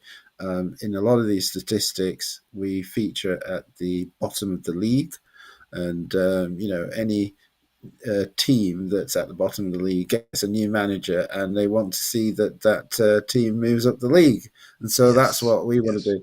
But then it's important that all the team, meaning all the individuals listening out there, play their part, because if you yes, don't, yes. the manager will come and take you off Right. and put somebody else on. So we want to see everybody get involved, roll the sleeves up, and let's do our part. Let's look forward to the legislation that would, amplify what we do. We're working with a number of organisations to have a conference in September on the 18th Mm-hmm. to start to begin that continuous community improvement plan. It's called Mm-hmm. Burning Work 2.0. We had a Burning Work event 5 years ago. So we're going to be a bit Chinese now and plan, do our 5 year plans, Uh-huh. but Uh-huh. monitor them each year with a conference to see how far With we're progress, getting in yes, terms of reducing yes, those disparities. We're going to measure the impact of what we're doing. We're not just yes, going to put our fingers in the wind and hope that what we do is going to you know have effect. We're going to be able to yes, measure the effect in terms of reducing the numbers of people going into the criminal justice systems, in terms yes, of raising educational attainment for our young people. yes. We also want to promote health, um, and health prevention. When we Absolutely. came from the Caribbean, I was growing up. I remember. I don't remember going to the doctors at all. Every Sunday I used to have to be wormed. I don't know if we still use that term. Seriously, seriously. Mm-hmm. Yeah. Mm-hmm. But we had all these medicines and remedies that Yes, we used to yes, grow up with, and we want to see that some of it sort of gets brought back into our yes, communities here. We're working with, or we've met with an organisation that we feel that will be able to help with that, and there are many others around that. So we want to promote health, ill health prevention. And also, we want to look at community cohesion. So yes. we have the Preston Windrush Carnival troupe. Mm-hmm. We, Oh, we yes. we we occupied Blackpool last week. I noticed. Call out the troops to Uh-huh. Blackpool, and Uh-huh. we used our music, our culture, our fine dressing, because when we came off the boat, Mm. we didn't come off with saggy pants. I don't know No. where this Uh-huh. idea of saggy pants have come from. We looked sharp, so that's Yes. what Very much so. Very much so. Thank we're you. Thank bringing you. back, the proud traditions of our people. Thank you so much, Anthony. This has been brilliant, absolutely brilliant. I must say, I'm looking forward to the Windrush Commissioner fully taking up his post. I'm looking forward Mhm, to the Burning Works conference as well. There's mhm, a significant amount of good works going on here, um, and I know that there's a note here I've received from an organisation that claims that even though it's made up of Africans from the Caribbean and Africa, that they don't feel that the Windrush scandal impacts them. And mm, that's a sentiment that's runs through part of our communities, and it's interesting. If you live in an island and you don't have connection with the mainland, as it were, you don't need anyone else, and that's fair enough. But we are but one community, and therefore, what affects part of your community will ultimately affect you. Most certainly, the mhm, sentiment of how the community is viewed. Okay, mm. and I Well, say to those this who, is very yes, simple. go ahead. Yeah, it's very simple to respond to that. I mean, have they been affected by racism? There you go. So, There you go. so the thing is, as the report says, this was designed out of racism, That's right. and That's that right. is what is underpinning all the things that's happened to this community. Yes. Yes. Yes, they might call a bit of the immigration bit a Windrush scandal, but as I was saying, that's only part of it, and that's why we're Mm, looking through burning work mm, at a whole range of other things. I mean, some of the children that I'm helping to not be excluded from school actually mm. at the moment are African. Yes. You know what I Yes. mean? Yes. So Yes. where they get this idea from that they're not affected, I don't know. They Mm, just sort of mm. got their head in a barrel, probably, and Yes. not really Okay. looking on, We're going to be nice around to them. them. We're going to be nice to them now. We're going to be Yeah, nice to them. But it's one of those protective shields yeah, our people place around themselves and believe that they are yeah, not yeah, affected by yeah. what's happening in their Mhm. immediate communities or society and generally. and and Yeah. and the issue is, do they want to run the risk? Okay, they might be doing better in terms of educational Mm, attainment, but mm. you know, the, what we heard was, one of these children was killed by somebody with a sword. That's Do right. you want people running around your community like that? Hmm. No, you want everybody to be on, to be on a level where they can be cohesive and not, you know, Absolutely. taking out your child that's doing the right thing are getting good Well grades, said. and so on. Well So said. it really does Well affect said. everybody. Well said. Well said. Mm, Well said, Anthony. In unity is mm, strength. Yeah, and mm. Takes together a we can village to all. raise a child. There you go. And together we can Mhm. all make the difference. There you go. The proverbs will start to keep flowing from us now. Anthony, I want to thank you for your time today. We look forward to doing this again, Yeah. hopefully in 6 months or a year's time, to Can I just plot mention one other progression. thing? Of course you can. Of course, of course. I'm reading a book at the moment called The Power to Question. And I Mm. think that's very, very important because, we should use that power. We should ask ourselves, you know, Mhm. are, you know, are we getting, what we deserve? Is this right? Yes. Are we getting the right things done? Why are these Right. things happening? When Indeed. you're a young child, or you have young children and they keep saying why, it's very, Yes. very powerful. Very So powerful. we need to question. So look up the Power to Question. It's Okay. by Lady G. Available at good book sites. Okay, I've made a note of that one. I will look it up and I'll get a copy of it. Thank you for that. Thank you. And that's another one source of your inspiration. Yes. There you go. There you are. And Mm. I'm referring back to your Woman of the Year. So it is good. I need to get her in the studio. I think Yeah, and my question whole her. job. Yeah. Well, we could have a dialogue, an honest Yeah. dialogue. But all the Yeah. impressions are judging by the outcomes of her work to date, and indeed the Prime Minister's work, they're Mm, keeping to their promise. mm, And that's yeah. really is paramount here. But your commitment to the community, I want to acknowledge. It is tremendous. You were a impacted, personally impacted, and you didn't Mhm, simply resolve it for yourself and go off with your own career. You committed yourself. You doubled down on the subject, and you've helped others to overcome similar problems, similar hurdles. Okay, and that's a sign of a true human being, one who helps and supports all of those in the communities. And that's how mhm, civilization grows. People like yourself build civilizations because civilizations mhm, require a level of cooperation, which you mhm, don't have to sacrifice, but you're giving, but you're magnifying the give because you receive so much more in return. Okay. So I just want to just do this and hope you don't mind. I know it's a little childish, but you know me, I've got to be a little childish, but if it wasn't a bit childish, then life would be boring, I think. There you go. I'm just going to clap and keep clapping you and say, well, please, more of it. We need more from you, more from you. More. Just keep it up. Just keep it up. Keep it up. Do not stop. Do not stop. Oh, yeah. Do not stop. Do not stop. All right, there you are. There you are. Just a little bit, a mhm. bit of childishness, but I hope that leaves you with a smile. Yeah, thank you for having me. It is a pleasure. Good day. Give my regards to your wife and your family and all those you come into contact with. Blessings to you. I will Blessing. do. Thank Blessing. you. Bye bye. Bye bye. Bye. Wow, wasn't that something? Wasn't that something? And that is the Motivator Show. But don't go away. I've got a further announcement to make.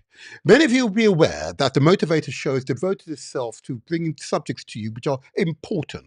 A subject of real focus to us is what's happening in Burkina Faso and the ascension of President Ibrahim Traore, who's now setting the tone and the direction for future of African government and the governance arrangements and the robustness of those governance arrangements. The Motivator Show intends to visit Burkina Faso, and we want to take at least 200 of our audience with us. Okay, and if you're able, let's put it on the screen for you. If you can, join us. We intend to go on the 26th of Jan to the 9th of February. Okay, um, we are devising appropriate fees right now. Okay, it will be an all-inclusive trip. Okay, but if this is of interest to you, to join me and the team to meet senior persons in Burkina Faso, Yeah, senior persons in Burkina Faso, and also to be taken across the country to see where you can live, where you can invest, create employment, create real opportunities both for yourself and the people of Burkina Faso. Believe this will be a tremendous occasion. Send a message to us, and the email address is Burkina Faso at outlook.com.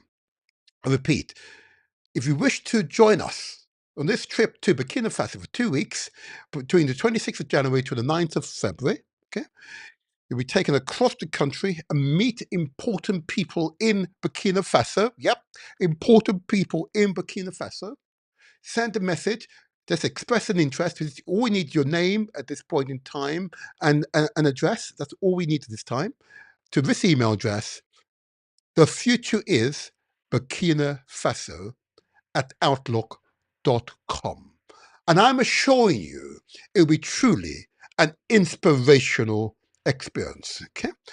We'll meet important people in Burkina Faso. We'll see the innovation, you see the progress that's happened in the past 2 to 3 years.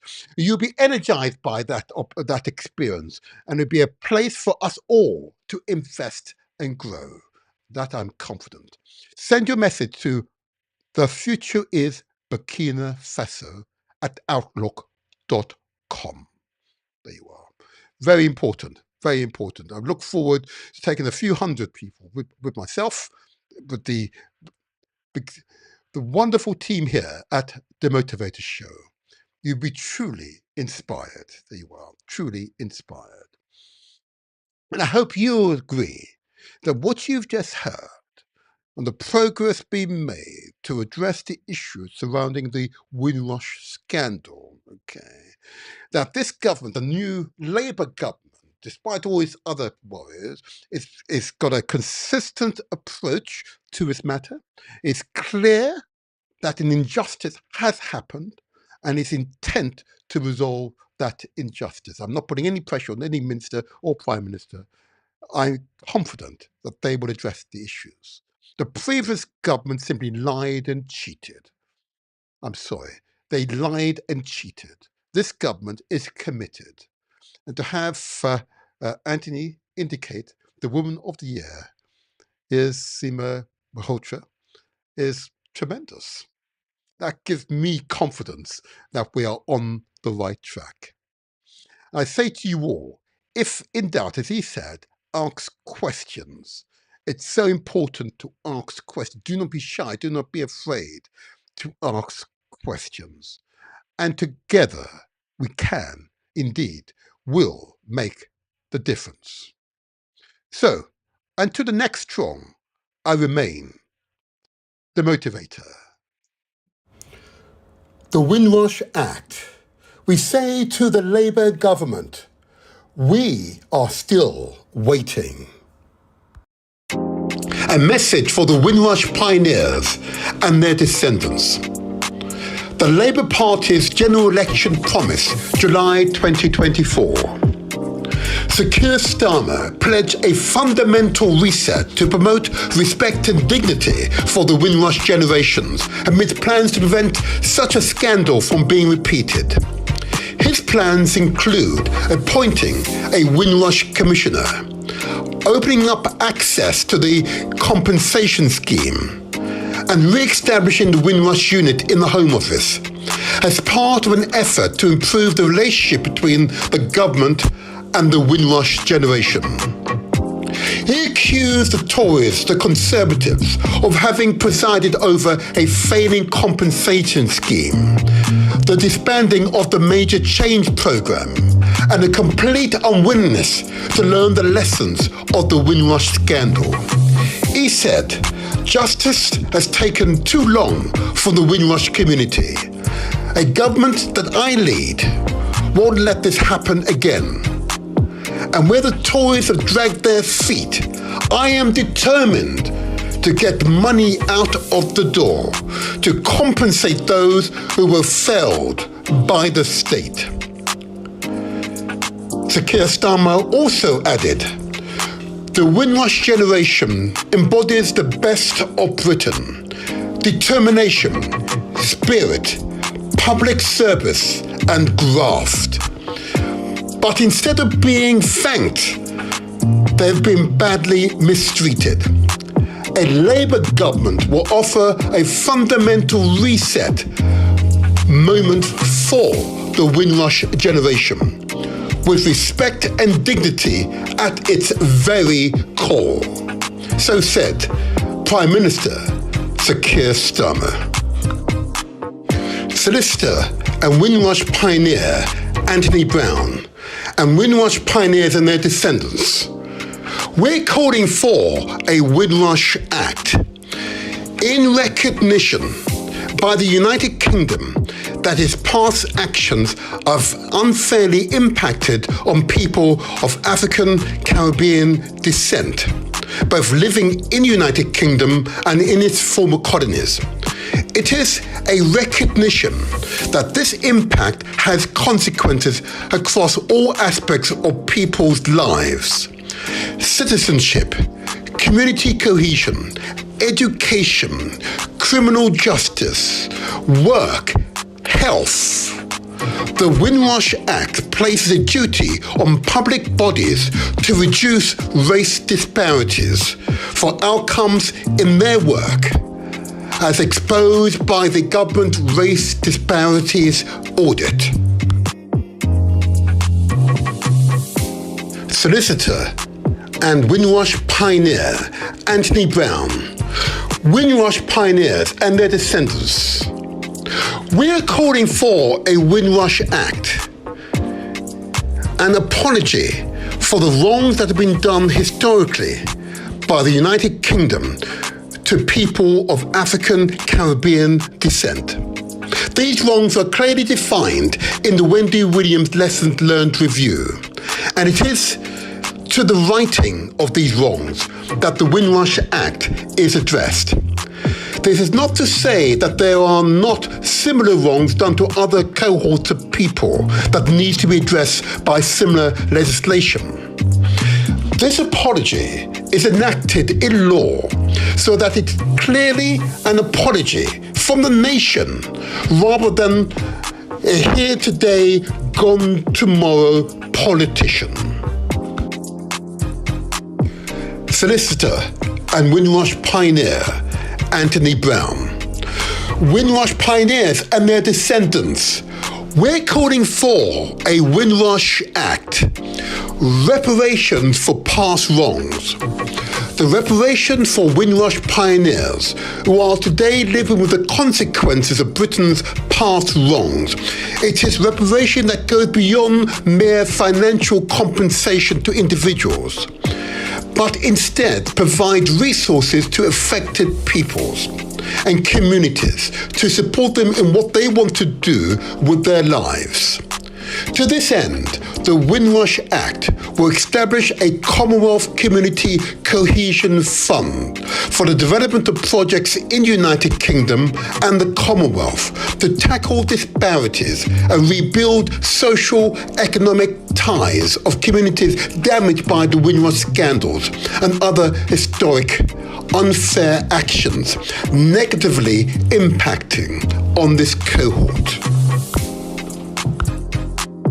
Solicitor and Windrush pioneer Anthony Brown, Windrush pioneers and their descendants, we're calling for a Windrush Act, restitution. Since 1948, the citizenship of those who arrived on the Windrush and that of their descendants has been repeatedly eroded, particularly by the 1971 Immigration Act and by the current hostile environment. This erosion leaves many within the African Caribbean cohort finding themselves British in all but name, and therefore having to prove their Britishness when it was Britain that eroded and undermined their Britishness in the first place. The Windrush Act fully restores the Britishness to this cohort. solicitor and Windrush pioneer Anthony Brown. Windrush pioneers and their descendants.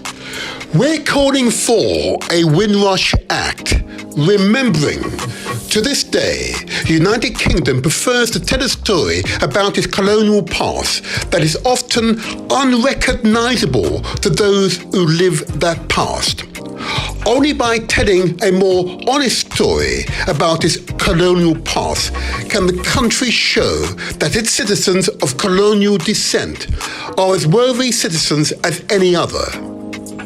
The Windrush Act holds the state and its education system to a more honest telling. The Windrush Act remembers what Great Britain meant to those pioneering men and women who saw in the country a set of ideals and values that led them to board the SS Windrush in 1948. Windrush Act campaigner Anthony Brown. So I think it's important that people who have been impacted give their view as to how they can be part of righting those wrongs, because I don't think it's something that the government can do on its own. If you're going to have reconciliation, then both parties need to engage. So we would like to see what we call burning work that tackles the race disparities that have developed, not just in the impact from the Windrush scandal with the immigration issues, but also the wider issues in society. What happened during the Home Office Windrush scandal was an appalling injustice. It should never have happened. Britain welcomed those from the Windrush generation to come and help rebuild Britain after the war. But the way those who have contributed so much to our country were treated is not only wrong, it was a mark of national shame. Having spent time with so many people affected by the scandal, I've heard firsthand about the severe financial hardship, the deteriorating mental health, and the broken families it created. We are committed to righting the wrongs of the past and to ensuring that the Windrush generation's immense contribution to Britain is recognised. Victims and communities are at the heart of our work. We must ensure their experiences are listened to and learned from, so that a scandal like Windrush can never happen again. We're calling for a Windrush Act. Actions speak louder than words. The time for action is now. Translate our words into action. Contact WD Legal. Website address www.wdlegal.co.uk. Join the campaign to secure the Windrush Act. Together, we will make the difference. # Windrush Act now.